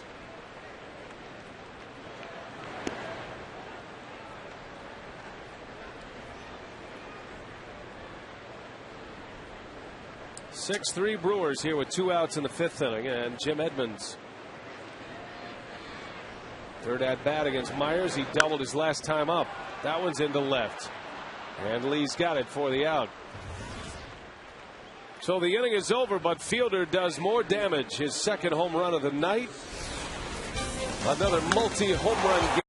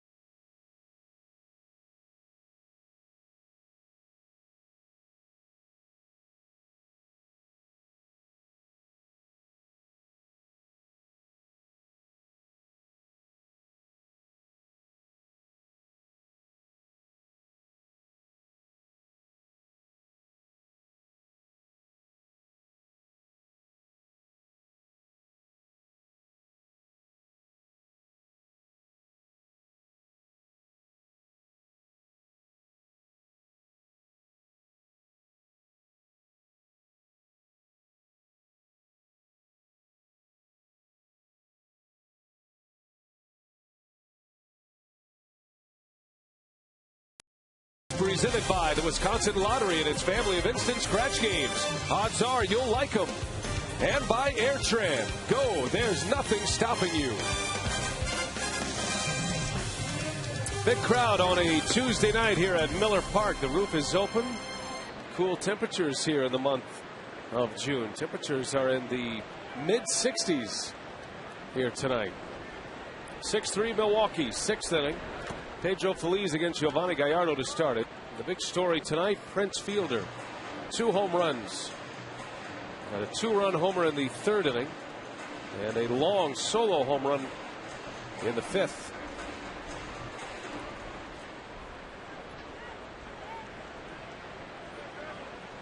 Gallardo looking for a clean inning in the 6th. The bounce back after allowing 3 runs in the 5th. Feliz hits that one hard to right field. Corey Hart is back. And that ball is out of here. Pedro Feliz goes deep to the opposite field. It is 6-4 Milwaukee. Pedro Feliz getting on top of a high fastball and riding it out of here to right field. Oppo shot for Pedro Feliz. Only his 3rd home run all year. These Astros banging in this series so far. Check it out. Up and away. Gets on it. And it carries on out of there into the Astros bullpen. Well, Gallardo now doing all he can to survive this 6th inning, which most likely will be his last. The Brewers have bullpen activity here. The 2nd home run allowed by Giovanni in his last 9 starts. Yeah, that's been the key for Gallardo. He gave up 3 home runs in his first 3 starts. Make that 10 starts. Been tremendous in keeping the baseball in the ballpark. 3 in his first 3, and he's given up 3 in his last 14 now. Zach Braddock gets loose. Well, Gallardo is at the bottom of this order now. But this is the part of the order that started the rally last inning. And it began with Castro's double.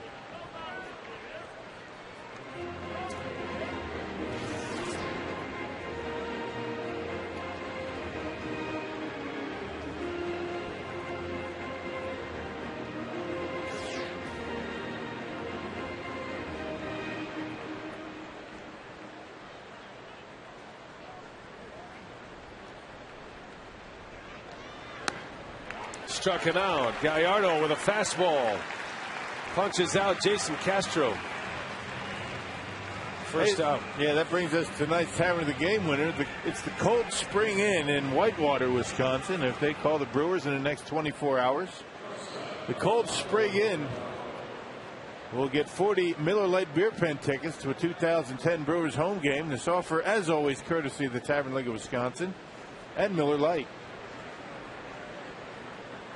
One gone, and here is Oswaldo Navarro.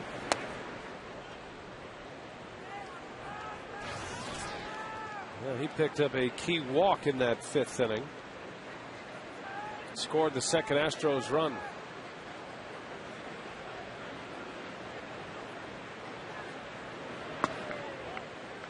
It'll be interesting to see what the Astros do next. Brad Mills has the pitcher spot coming up next for Houston. And you wonder if he'll send Brett Myers out there to hit. It might depend on what Navarro does here. 2 balls, no strikes on Navarro. Navarro has just 1 hit as a big leaguer. He's 1 for 13. Chris Sampson is loose. He's ready to come in.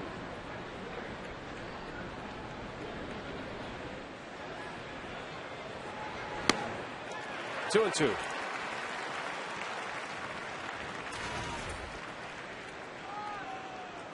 I'd like to have that one back. That was right down the middle.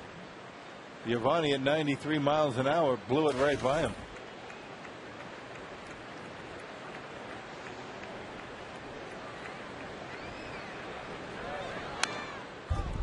And another one, and Navarro fouls it back.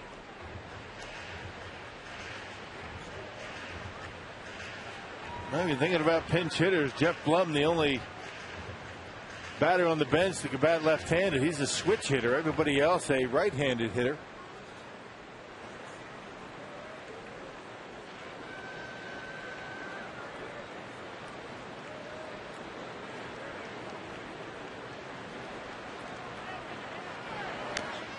Just got a piece, did Navarro. Now remember, Myers has this long streak going of pitching at least 6 innings a game. Matter of fact, he set a franchise record to start a season with 16. It's in jeopardy here, depending on what happens with this hitter Navarro. Yeah, it's the first time he's given up 6 runs in a game. The 2-2, and it's strike called on the inside corner. Back-to-back strikeouts for Yovani Gallardo, and coming back with a fastball. Yep, busting him inside and catching that inside corner and rings him up. The second word in tonight's Airtran Airways flyaway trip is trip. Be sure to keep watching, as the final word will be revealed later in the game. You can visit foxsportswisconsin.com for details on how you can take a road trip with the Brewers. It will be Myers to hit in this 6th inning. Yeah, why not? 2 outs, nobody on. Had Navarro reached, they might have gone to a pinch hitter. That's why you saw Sampson getting loose in the bullpen. He's now sat down.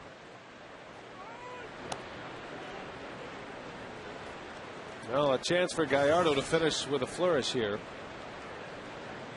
He has back-to-back strikeouts, gives him 4 for the game. And the pitcher Brett Myers at the plate.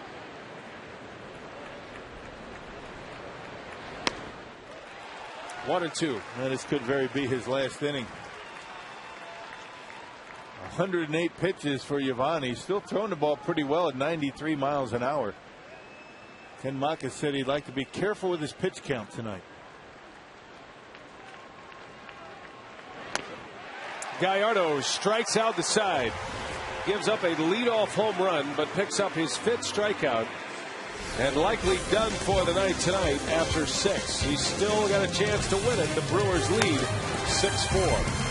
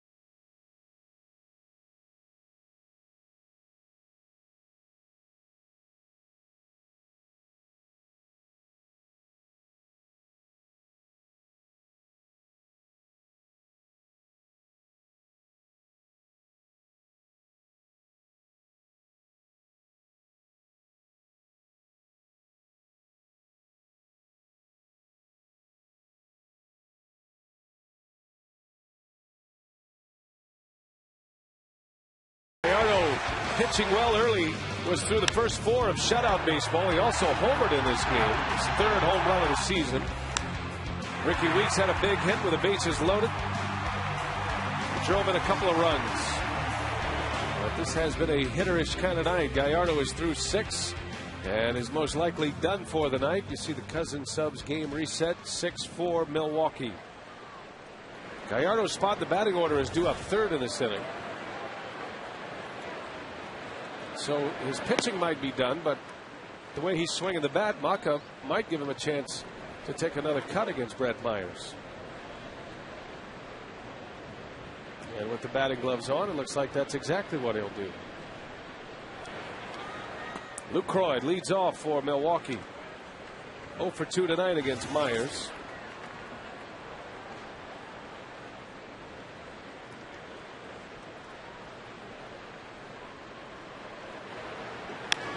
That one's in the air to left field. Carlos Leon is one.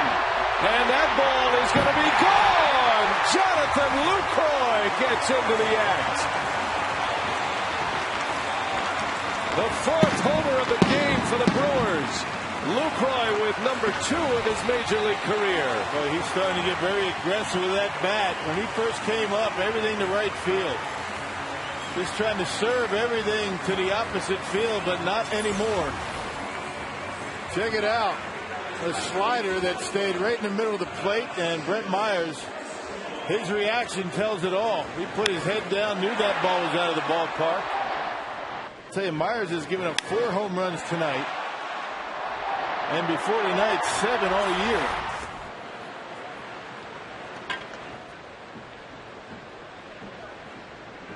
Number 2 for Lucroy of his season and his major league career, and it's 7-4 Brewers as Escobar takes a strike. Brewers now with 96 team home runs, starting to pull away with a home run lead in the National League. The Diamondbacks led the National League in home runs to start the night tonight as Escobar strikes out. Diamondbacks at this point being shut out by the Cardinals and Adam Wainwright. It's 6-0 Cardinals. It's the 4th time this year the Brewers have hit 4 home runs in a game. And that's going to be in the end for Gallardo. It looked like Gallardo was ready to hit, but Ken Maka says, "You're done." Joe Inglet will pinch hit for Milwaukee. Well, maybe a couple of men on. He might have gone up there to try and drop down a bunt. Hey, a home run and a walk. You don't get too greedy with the pitcher. So Inglet will get a chance. He's hitting .340. He's got 10 pinch hits this year. Yep, he's batting .323 as a pinch hitter this season. 10 for 31. The final numbers on Gallardo, who is in line for his 8th win. Strikes out the last 3 batters of his night tonight.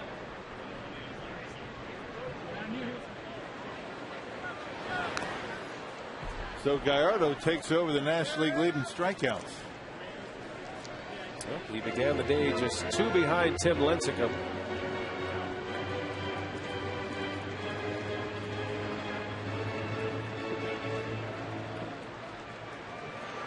Good night at the office for Giovanni Gallardo.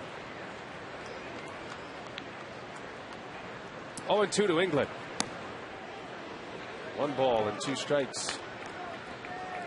England and Craig Counsell have been terrific off the bench. Counsell hitting .364. England at .323. And that includes 3 triples as a pinch hitter for Joe England.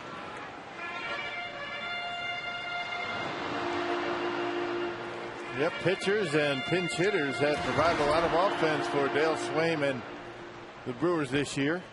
Good to see from the bottom of the order.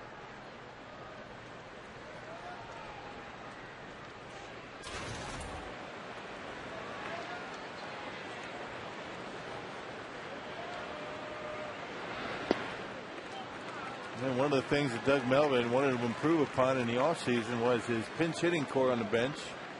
Dead last in the National League in pinch hits a year ago. Much different this year. Yeah, last year about this time, a .134 batting average from the pinch hitters. As England takes ball 4. How about that at bat? Joe England coming off the bench showing some patience. And he is aboard, and you wonder how long they're going to stick with Brett Myers. Well, the 1-2 punch of Ricky Weeks and Corey Hart. And since Corey Hart has been put into that 2-hole in the batting order, Ricky Weeks has been a benefactor as well. gaudy numbers from the top of the batting order. Yeah, 22 RBIs from number 1 and 2 batters. What does that mean? What does that tell you? At the bottom of the order, getting on base. Well, tonight, the 3 hitters that have occupied the final 3 spots on base 5 times. Myers has given up 7 earned runs on 9 hits and 4 home runs.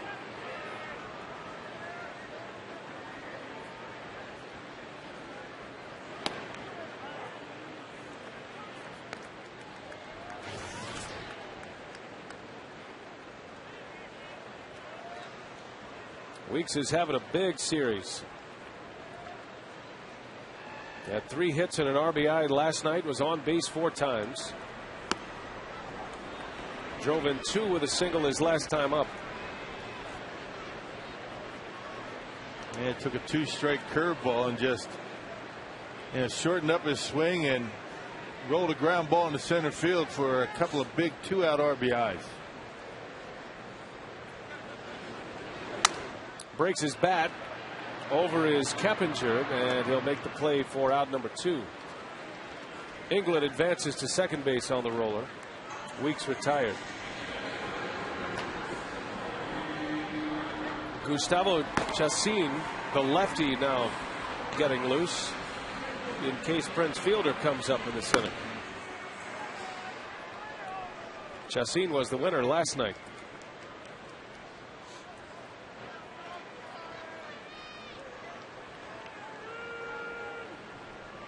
Here's Corey Hart with a runner at second.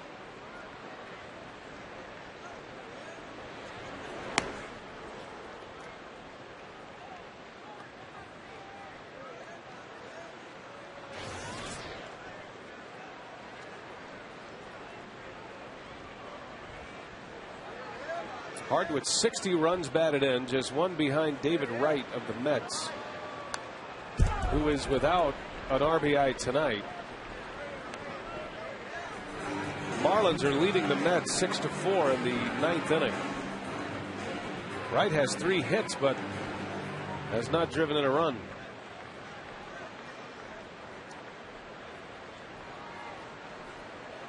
A base hit. Hart goes to the top of the National League in ribbies. England's got a big lead out at second.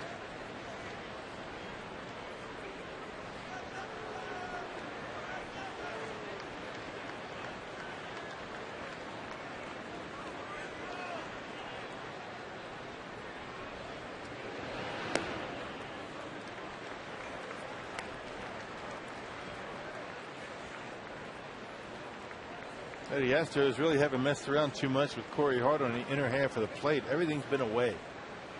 They haven't even tried to waste a pitch in there on Hart.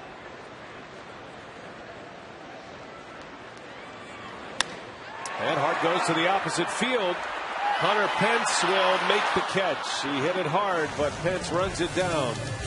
Inning is over, but the Brewers bang away as Lucroy goes deep.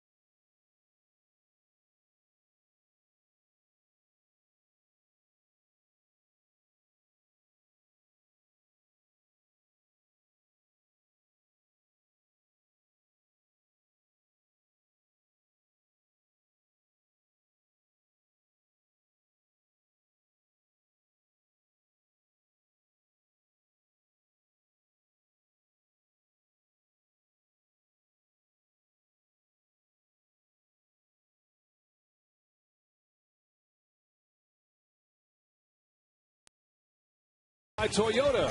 Thank you for standing by us. For more information, visit buyatoyota.com. Plenty of power tonight from Prince Fielder. He's standing tall in this game with 2 homers. 3 runs batted in. I had one of those when I was growing up, a Cal Ripken life-size poster in my room. Just reminded me of that, Rock. Miller Lite, what's on tap? No TV tomorrow. Brewers Radio Network. You can listen to Corey Provis and Davey Nelson. And then the Brewers head to St. Louis, start a 4-game series against the Cardinals beginning Thursday night. Fox Sports Wisconsin on Thursday, then WMLW on Friday. Zach Braddock is in the game for Giovanni Gallardo. Now 15th appearance for Zach Braddock. Ken Mockin wants to use Braddock here. You've got Bourne, the left-hander. Keppinger, a right-hander, and then you want to turn Berkman around and have him bat right-handed. He's a switch hitter. And then after that, you might see somebody else. 7-4 Brewers. And these two teams are exchanging haymakers here tonight, especially the Brewers with 4 home runs in this game. Brett Myers has pitched 6 innings, but he's given up 7 earned runs on 9 hits. The most he'd given up before tonight, 4.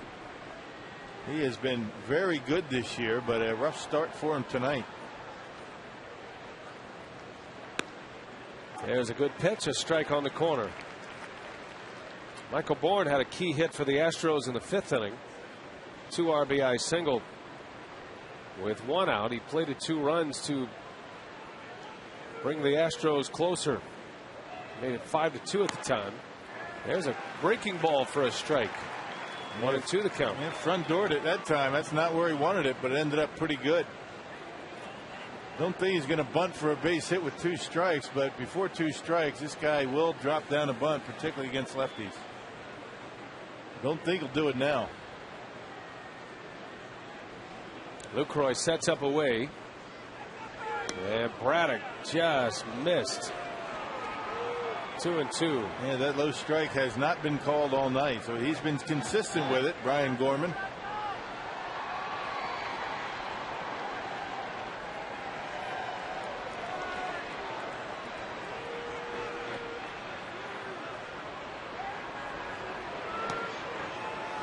And the count goes full.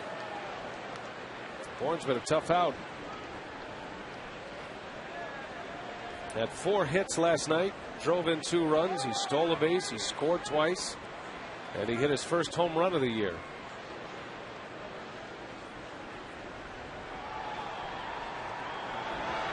Oh, high and tight, almost hit him. And Bourne is aboard. So not a good start here for Braddock. Had him down to 2 strikes and he walks him. Yep, 1-2, and you know, the last pitch, here it is right at you. Look out. Able to get the bat out of the way, and you know, ball 4.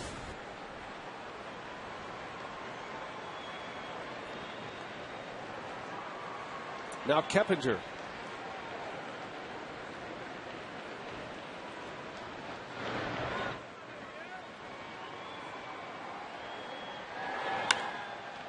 Into left center field. Ryan Braun is over and he makes the catch. Braun fires one to first. Bourne is back. An outstanding play by Braun in left center field for the first out. Yeah, he covered a lot of ground. Well, you don't expect right-handers to pull Zach Braddock.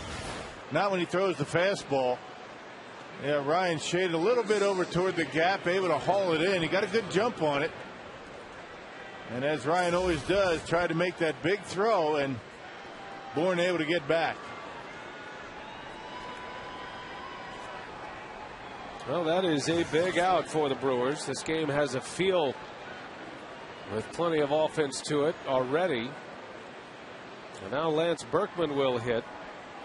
He has scuffled this year as a right-handed batter, hitting just .217 this season from the right side of the plate.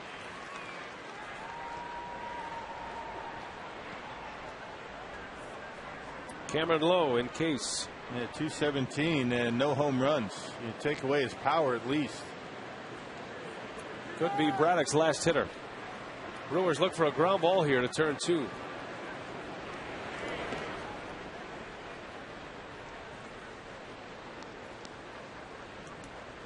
Berkman with 2 hits in this game. He drove in a run back in the 5th. An RBI that brought the Astros within 2.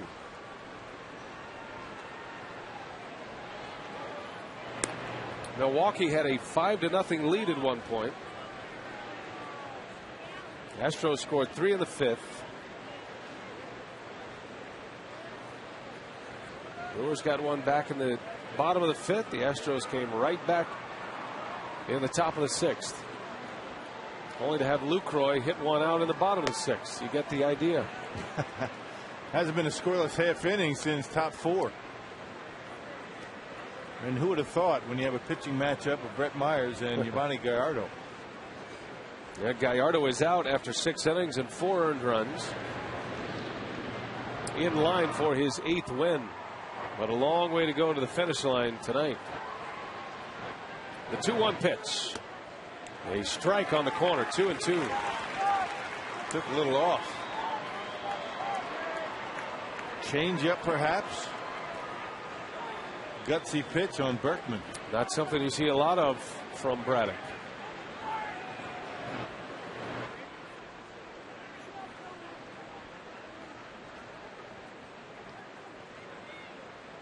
Bourne stays put, and a swing and a miss. Berkman is gone on strikes. Braddock punches out Lance Berkman for the 2nd out of the inning. Fastball at 91 right there. Braddock normally in about the 94-95 range and able to blow it right by him. Hey, online voting is now the only way to get your favorite Brewers into the All-Star game. Voting ends Thursday, so we want to hear from you 25 times each. Go to Brewers.com tonight to elect your favorite Brewers, and you'll be eligible to win the Knight and Ryan Braun suite, complete with 12 tickets.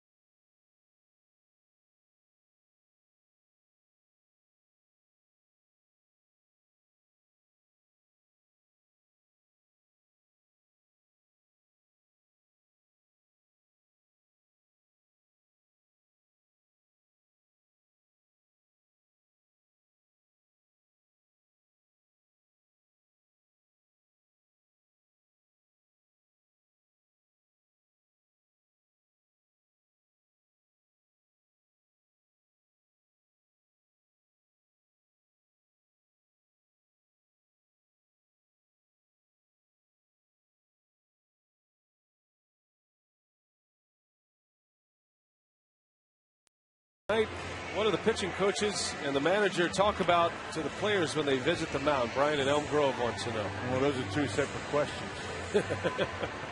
The manager right there, while he was waiting for Cameron Lowe to come in, talking about the defensive alignment, what to do in certain situations, what to expect perhaps from Carlos Lee.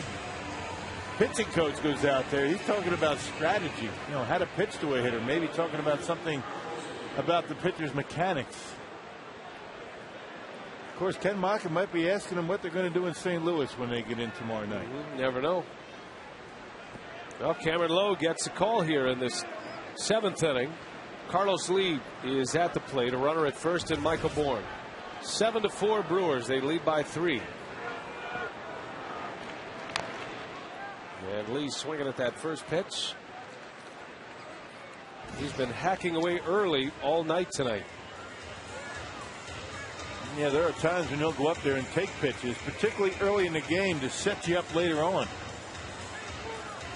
But tonight it's been do not pass go, do not collect $200 on most pitches over the strike zone. Low with that big sinker. Facing a right-handed batter. That's the matchup that Maka was looking for. Although we saw something tonight from Zach Braddock. We saw him throw a changeup to Lance Berkman. Not something you see a lot of with Braddock. He mostly faces left-handed batting. Well, you hope it's a changeup and not the fastball. Yeah, good point.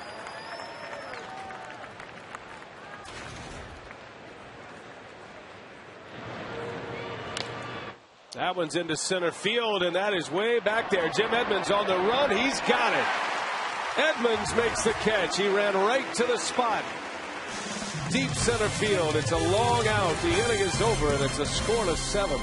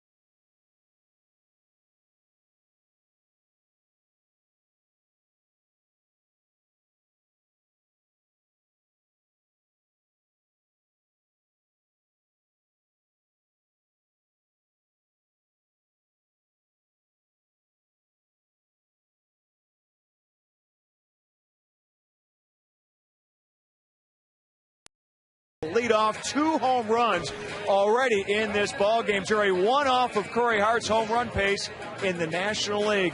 People have been waiting and waiting, and he's finally delivered. Well, I'll tell you what, the last few weeks he's been very patient at the plate, hitting the ball the other way when he can, but it was really good to see. Myers was trying to get the ball in on him. The short, quick stroke and driving the ball in the ballpark. Really good to see from Prince tonight. 2 tonight. Will it be 3? Gets another crack here. And, of course, we'll get set for our Brewers Live postgame presented by Lincoln Mercury. Full postgame coverage from the Brewer Clubhouse, Brian. All right, Craig, thank you. As we head to the bottom of the 7th inning, and Fielder leads off at the plate, presented by Wendy's tonight. Fielder with 2 home runs in 3 at-bats. The last Brewer to hit 3 home runs in a game, Jeff Jenkins, back in May of 2003. Fielder a chance to do it here tonight. New pitcher in the game for the Astros. It's Gustavo Chacin. Yeah, off to a good start to his Houston Astros career. Threw a scoreless inning in last night's ball game. 3 up, 3 down. And he earned the win last night. His first win for the Astros. Has that hesitation move.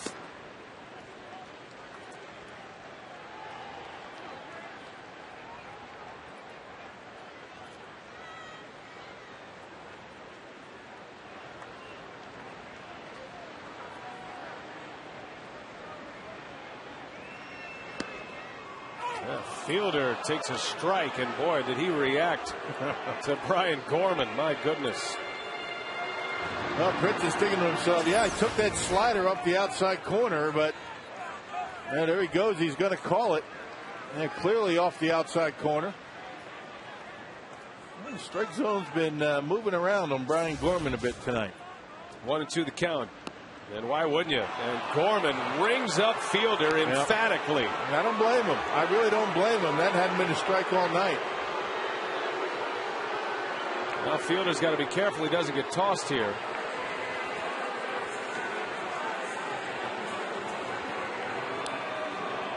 Now, you know the philosophy of the theory that we subscribe to up here, but it's close enough to call, it's close enough to swing at. But that was back-to-back breaking balls off the outside corner. You can see clearly off the corner, and Brian Gorman, it appeared as though he enjoyed ringing up Prince.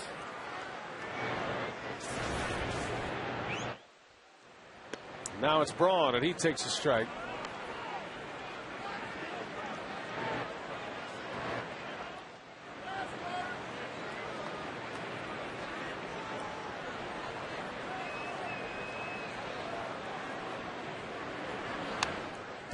And quickly 0-2, and you certainly can't blame Chacin for going out there a little further. Yeah, man, why not? You just keep going further and further out to see what he's going to call. Been a relatively tight strike zone all night. There have been some hitters tonight that haven't been happy with that strike zone, though, and Prince Fielder one of them. And Braun swings and misses. So Ryan having a rough night at the plate. He's 0 for 4. Back-to-back strikeouts for Gustavo Chacin. It was that slider down and in. Tried to back foot that slider. Got it right where he wanted it. And Ryan right over the top.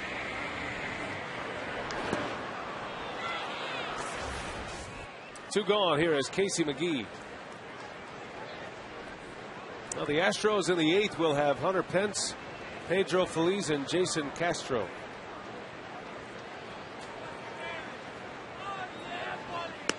McGee takes a strike. Well, apparently Ken Mako hoping that Cameron Lowe can get through the 8th, and perhaps it's going to be John Axford for the 9th.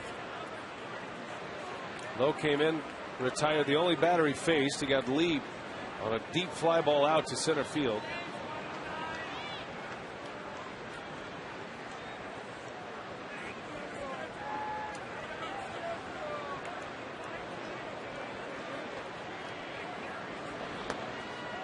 Now, when you're the next hitter, and after you witness that between the home plate umpire and your teammate, you go up there and you try to make friends, don't you? No, you go up there hacking. You're not going to ring me up.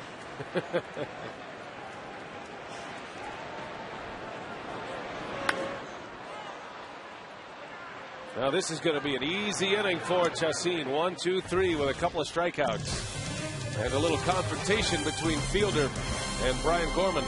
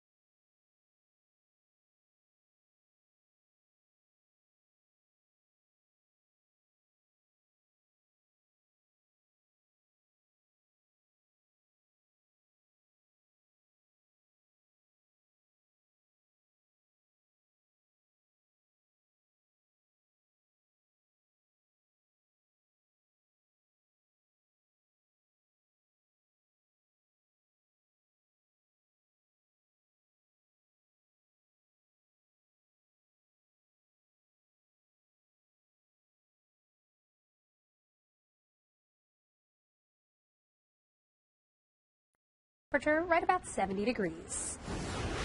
Well, matinee baseball tomorrow for the Brewers and the Astros. The final game of the series tomorrow afternoon. And then Milwaukee heading to St. Louis to start a 4-game set beginning Thursday.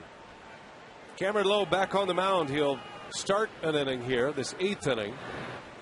And Maka certainly hoping Lowe can get through the 8th. 7-4. Brewers lead it. Strike one in there to Hunter Pence.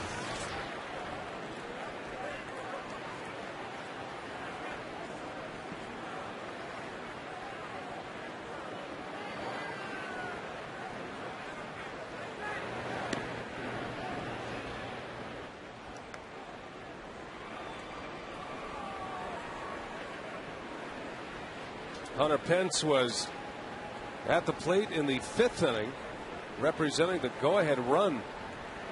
Gallardo got him to ground out to end it. That one is into left. Braun in his tracks almost makes the catch. Out number 1. Well, let's talk about some pitching and some injuries. And let's talk about Doug Davis as we send it down to Mark. Well, Brian, Doug Davis will make his 3rd rehab start tomorrow afternoon in Appleton. The Timber Rattlers taking on Quad Cities. He made his previous 2 rehab starts with AAA Nashville. Now, Davis expected to start in the Giants series back with the Brewers next week. That, according to Ken Maka, who said today it's not going to be a 6-man rotation, of course, so it's decision time here. And guys, it's supposedly a tradition for any big leaguer who makes a rehab start in the minors to hop for the post-game spread. Will we have some fancy vittles in Appleton tomorrow, courtesy of Mr. Davis? We're going to have to find that out. I hope he picks up the meal. Now, in Single A, they don't usually have spreads. That usually starts in Double A, so hopefully Doug Davis will have a nice feast for everyone tomorrow. I remember in Double A, only if we won. This was in El Paso. This was back in '81. If we won, we got all the leftover hot dogs from the concession stands. Well, the post-game spreads really start in Double A. I remember there's a great story from Chris Bosio he told about. He was down on a rehab start in A-ball, and not only did he pop for the post-game spread for his club, but he sent the bat boy over to the other team's clubhouse before the game. He said, "Dinner's on me unless somebody tries to bunt." And then you're on your own. Right. Nobody bunted. 2 spreads for Chris Bosio that night. He was coming back from knee surgery. He wanted any Single A players dropping bunts down. No bunting, and if you swing at the first 3 pitches. Oh, the minor leagues. There's some great times back in the minor leagues. Yeah, Mike Cameron was legendary in his contributions down in the minor leagues on a rehab when he started the season, a rehabilitation assignment. We talked to Lorenzo Cain about that. Cameron spent a lot of time with those guys, not just paying for post-game meals and what have you, but making sure he spent time with them. Feliz, a base hit to left. He's starting to heat up at the plate. Yep, one of those sinking fastballs that stayed up in the strike zone, and Feliz, after starting the night 0 for 2, back-to-back base hits, that one stayed up right down the middle of the plate, and Feliz is able to hit it hard in the left field. Yeah, the guy's on rehab. I went on rehab when I was with the Angels. And not only do you pick up the post-game spread, but, after the game, you might meet up at some establishment, and, it's all about you picking up the tab. That's nice of you, Rock. Matter of fact, you know who a couple of those guys were that I picked up the tab for? Jim Edmonds. Back in rehab, he was down in Palm Springs. I was in the big leagues with the Angels. Tim Salmon was on that team, and J.T. Snow. The 40-year-old Jim Edmonds. You were with him coming up. Yeah. When he was coming up. Not very long. I would stay in Anaheim, and then when I would catch, I'd go back and forth. Catch 2 days, maybe DH a day. I didn't stay in Palm Springs for, a week. I knew then that those 3 guys were going to be something special. Yeah, you knew then. That's why you are an expert baseball analyst. Because you knew then. Because I picked up the tab. And you knew then that they were going to be something special.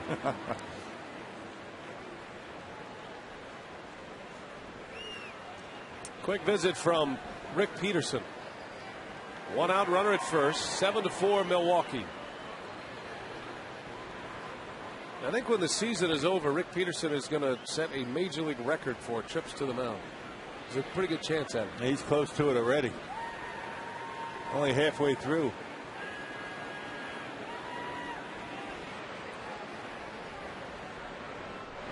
And a low throw dug out by Prince. Good play, keeps a double play in order. John Axford getting loose. He went 2 innings for a save against the Twins earlier on this homestand.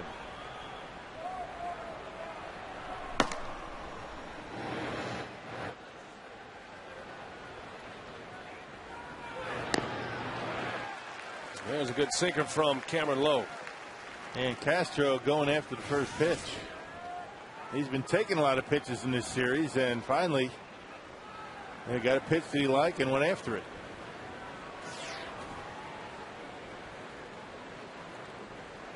Castro walked in the second. He doubled and scored in the fifth. Gallardo struck him out in the sixth. And there's another cut and a miss. Had some good downward tilt on it. Starts out about mid-thigh, and then by the time he gets to home plate, it's down around the ankles. Got some good movement on that fastball.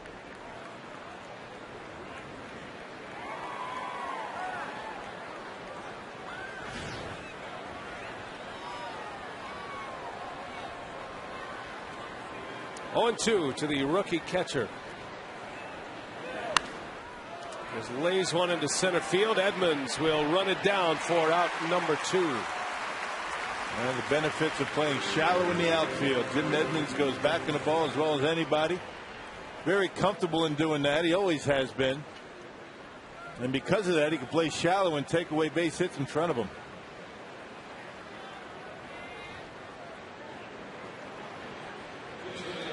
Well, Lucroy is on his way to the mound. The Astros are going to send up a pinch hitter. Jeff Blum will hit for Oswaldo Navarro. We'll see if that influences Ken Maka. Right now, the tying run for the Astros is still in the on-deck circle. Well, there's only one lefty out there. That's Chris Capuano, who pitched in yesterday's ball game. So regardless of who he brings in, Blum's going to bat from the left side.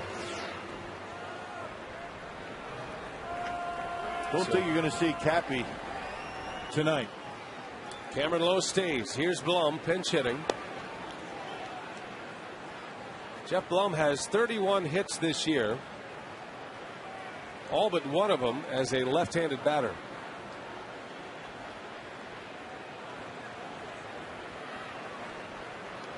Most likely he'll stay in the game at the shortstop position. There's a good sinker ball from Lowe. It's a less is more theory for Cameron Lowe, and that's something that he finally figured out and learned in Japan last year. Yep, less velocity, more movement. More velocity straightens out.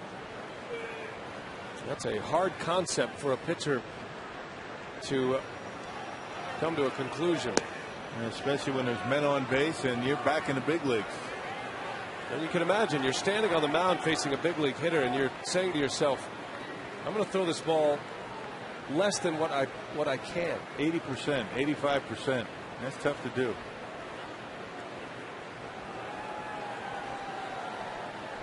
The 6'8" Cam Lowe.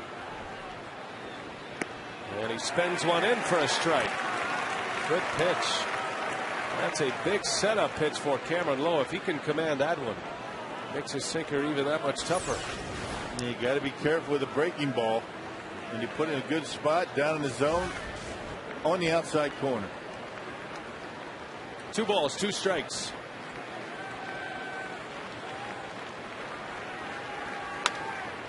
Fielder right on the bag. And Lowe does the job. He gives Ken Maka 4 outs tonight. Edmonds, Lucroy, and Escobar.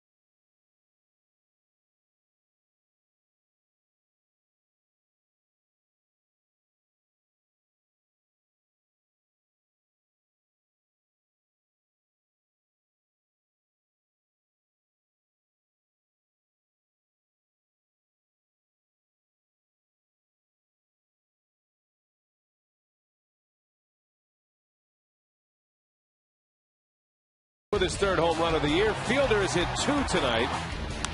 Ricky Weeks drove in a pair of runs in the 5th inning. They're out in the 4th inning, and then Fielder his 2nd of the night. He has 17 now. That was a home run for Pedro Feliz in the 6th. Back and forth game. The Brewers with that Jonathan Lucroy home run have hit 4 in this one. Gallardo and Lucroy, Fielder twice, and a 7-4 Milwaukee lead as we play in the bottom of the 8th inning. Jim Edmonds starts it for the Crew. He doubled and scored in the 4th. He was on base when Weeks drove in those 2 runs with 2 outs in the 4th inning.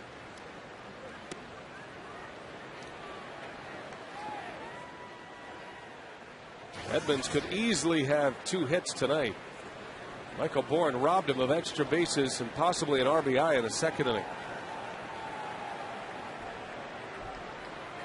0-2 pitch, and Edmonds right back up the middle, but right there is Blum. Well positioned, and Edmonds is retired. Well, this left-hander's done a nice job in the first 2 games of this series. 7 up, 7 down. And Jeff Blum, as we mentioned, takes over at shortstop. Did the same last night and tested right away. Gustavo Chacin. Tell you what, Edmonds, he's 1 for 4. Probably feels like he's hit the ball well enough to be 3 for 4. That's the way it goes sometimes. Well, Chacin is done. Brad Mills will make the call to the bullpen. Lucroy is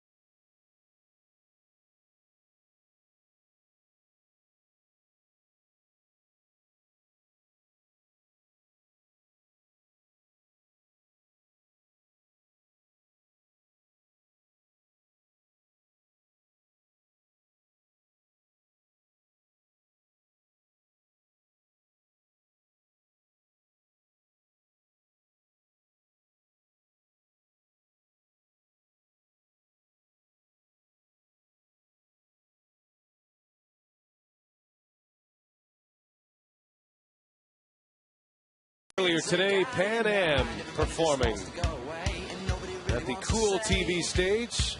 The son of Brewers chairman Mark Ananasio, Dan Ananasio, is the bass player. There he is, entertaining the crowd out at Summerfest. It's a great run. So John Bowler, we send our best to him and his staff as they get Summerfest rolling here. It's a great time. Ends July 4th. So big crowds and great weather for Summerfest. Chris Sampson is on the pitch. He'll face Jonathan Lucroy with 1 away here in the 8th. Yeah, rough season for Chris Sampson. A 645 earned run average. You can see the opponent batting average at 340. He made some starts last year for Houston. Bounced back and forth between the bullpen and the starting rotation. He's got the bottom of the Brewer order to deal with. Lucroy homered his last time up. 2nd major league home run. And now 4 runs batted in. All of his RBIs have come on the home run ball. Hitting .294 currently. With a 1 for 3 night tonight.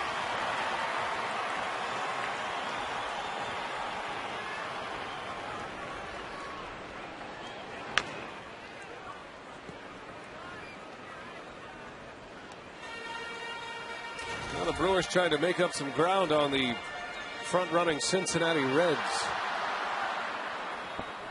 The Reds had a half-game lead to start the day over the Cardinals. Cincinnati lost to the Phillies tonight, 9-6.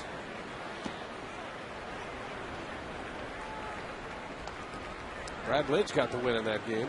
Reds scored 3 runs in the bottom of the 9th inning to tie it. And more troubles for the Phillies bullpen. But then Philadelphia came back, scored 3 in the 10th to win it.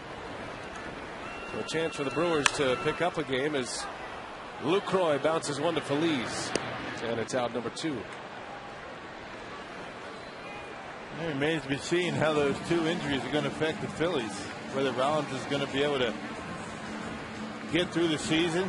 And Polanco out, Utley out. And that's a lot of offense on the bench. Puts a lot of pressure on the rest of them. Well, 2 players who lead the All-Star voting, Polanco and Chase Utley, placed on the disabled list. Cardinals have a big lead over the Diamondbacks tonight, 8-0. And Adam Wainwright, 6 1/3 of shutout baseball with 7 strikeouts. Wainwright is due to pitch Sunday against Gallardo in St. Louis. And much like Ken Maka lifting Gallardo after 6. Tony La Russa with a big lead, taking out Adam Wainwright. Axford gets loose. Right now it's a save situation.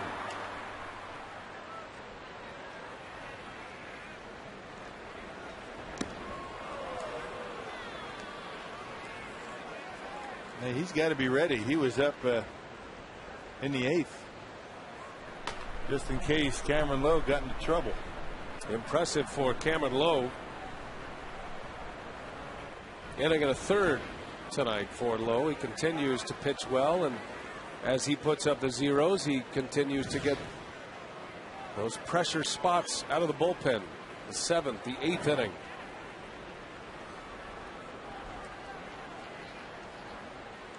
Escobar 1 for 3, had an infield hit in the 4th. They'll pop up, foul territory. Berkman out of room. That one's in the seats. It's something the way this game goes. You know how the season, there are highs and lows. You never know who's going to be the guy that particular day. But the 3 pitchers in that bullpen getting the most important innings didn't even start the season with Milwaukee. And the bullpen was thought to be the strength to begin the year. Veteran setup pitchers like Todd Coffey and LaTroy Hawkins. And the all-time saves leader in Trevor Hoffman. You just never know. You think back to the 08 season, the Brewers playoff season. Remember who emerged as the go-to closer that year? That was Solomon Torres. Yep, Mitch Stetter hasn't been around much. Claudio Vargas gone. Right off the end of the bat, out to Keppinger, and Escobar is out. Inning is over, and here comes John Axford. Save situation for Axford. He's going after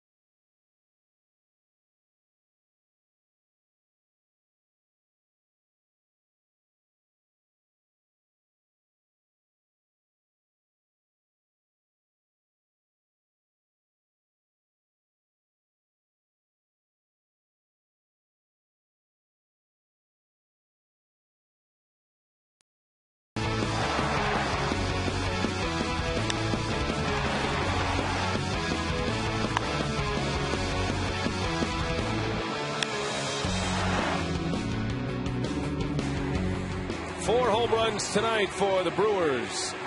But the bullpen has been a big story tonight. Braddock, then Lowe, and now it's John Axford on for the save. And how about the homestand he's had? Back-to-back saves against the Minnesota Twins. And he struck out Justin Morneau in those back-to-back games. And then he picked up another save against the Seattle Mariners. Axford struck out the side against the Mariners on Sunday. And here he is, ready for another opportunity. He is 7 for 7 in save opportunities this year. Nearly 9 walks, 25 strikeouts for Axford in 20 innings of work, a 2.70 ERA. Not only does he have the stuff, but it appears that he's got the makeup to be a closer in the major leagues. Jason Bourgeois leads off as Axford deals him a 95-mile-an-hour fastball. Bourgeois, the former Brewer, he and Axford were teammates last year in the minor leagues. That's the equalizer right there. That curveball's been nasty. Well, he gets that over. Forget it.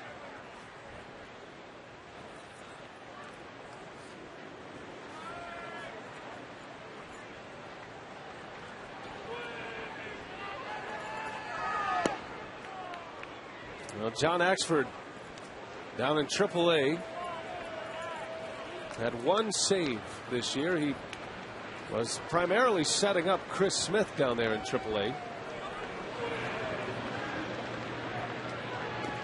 And a little half swing. He's gone. Bourgeois is out.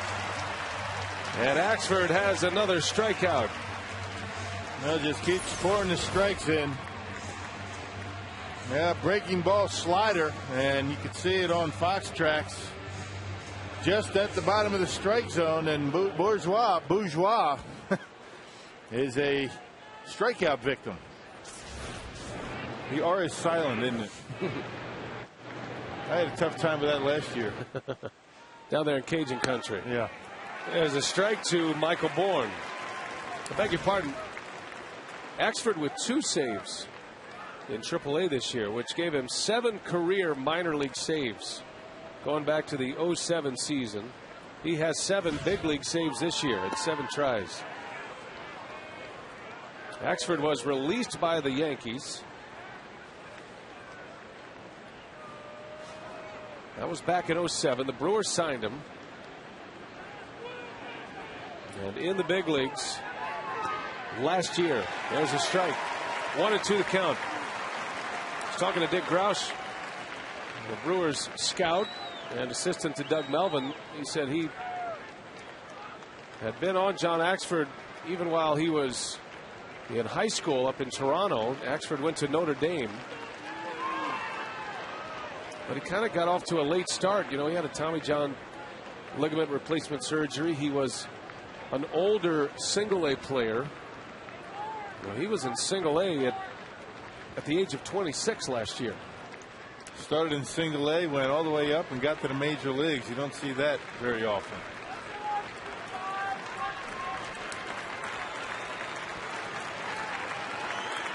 Two-two pitch.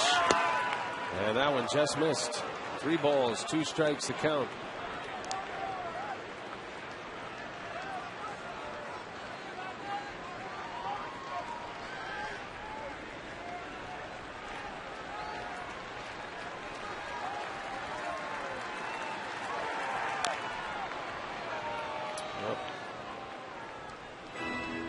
Now the final word in tonight's Airtran Airways Flyaway is fun.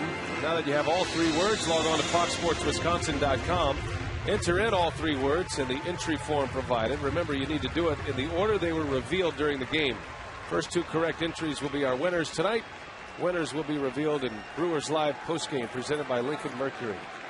The 3-2, and that one is driven into right, a base hit. Michael Bourne with his 2nd hit. The Astros still fighting here in the 9th. He's been a tough out first 2 games of this series. Patient at the plate. Works the count pretty well. Been on base 3 times tonight and 4 times last night. And here is Jeff Keppinger. 7-4. The Brewers lead by 3. Axford with 1 out and a runner at first. A bender in there for a strike.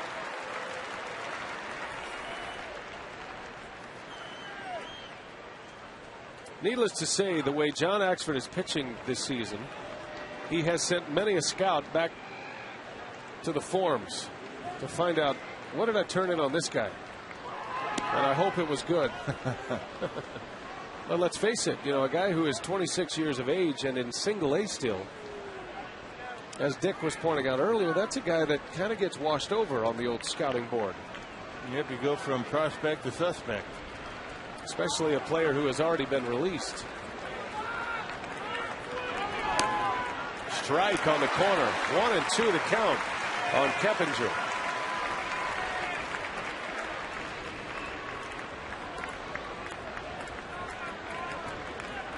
The Brewers pushed Axford through all the levels last year, even to the big league level. And he's handled it at every stage. And now in a premier position as a closer. There are very few who can get the final 3 outs.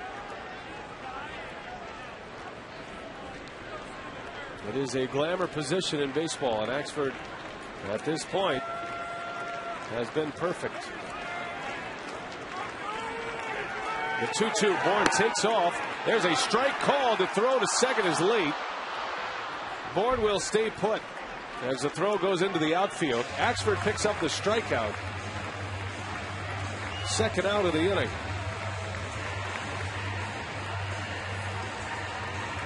That's a 6th strikeout against the Astros. The looking variety. They take a lot of pitches. I'm not sure what Keppinger's looking for there. That fastball right down the middle of the plate.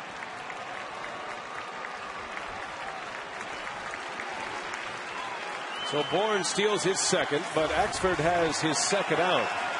And now the crowd on its feet. 2 gone in the 9th, and Lance Berkman, the batter. Tying run in the on-deck circle for Houston.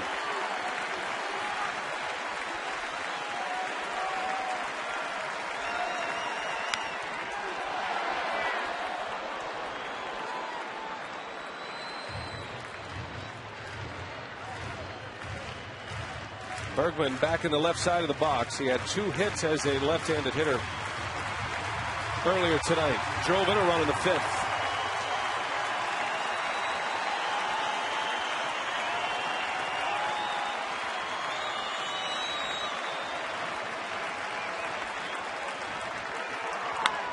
Into center field. Well hit. Jim Edmonds will not get to this one. That is off the base of the wall. Berkman rips one to center field. Bourne scores, and the Astros are still alive. They bring the tying run to the plate. And it's Carlos Lee. Well, you hate to see that, but Axford challenged him. He went right after him, and Berkman centered on one and hit it hard into center field. Now you can stomach the base hits. What you can't stomach late in the ball game when you're trying to close out a game are the walks. There's that fastball down in the zone. Much easier to get to a 95-mile-per-hour fastball down than it is up in the zone. 7-5 Brewers. Here's Carlos Lee. And another first pitch hack. First pitch curveball, and Carlos Lee swinging out of his shoes.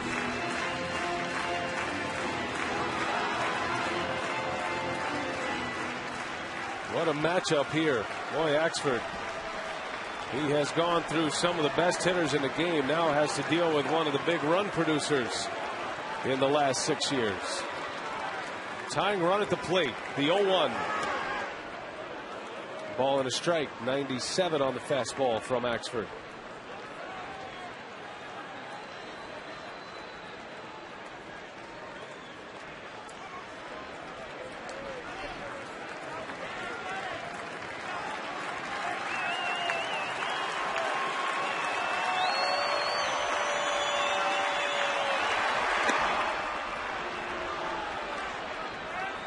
Lucroy on his way to the mound. 2 balls and a strike on Lee. And just trying to relax Axford out there. He is pumped up. He's throwing hard tonight. 96, 97. Gotta relax. 95 will do it. Just throw it over the plate.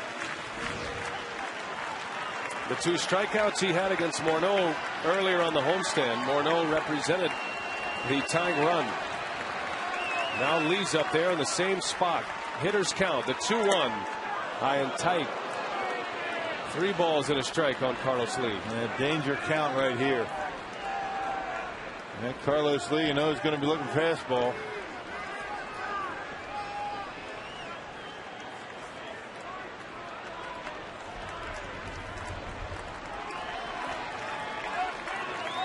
An anxious crowd here at Miller Park.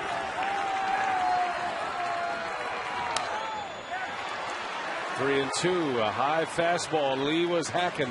Yep, ball 4. Pence due to hit next.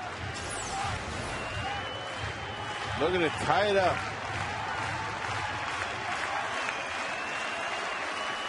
What do you give him here, partner? Fastball. Blow him away. Full count, 2 outs.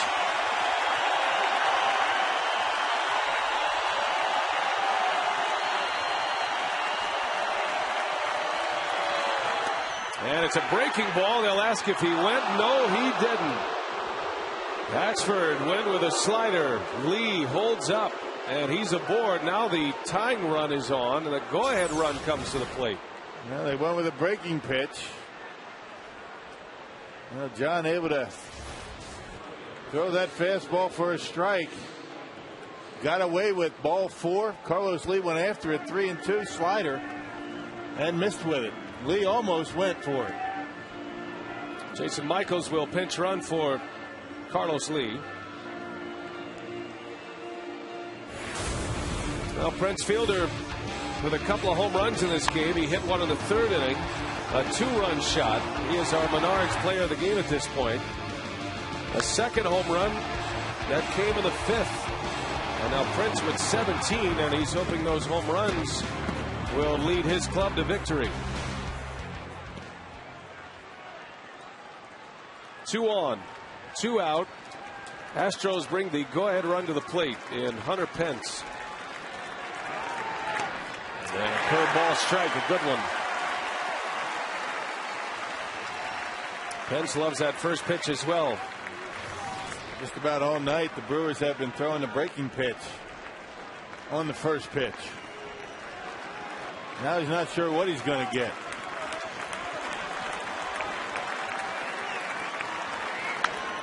Bouncing ball to short. Escobar to second, and that's your ball game. The Brewers win it. John Axford now 8 for 8 in save opportunities. 7-5, Milwaukee wins it to even this series at 1 game apiece, and still much more.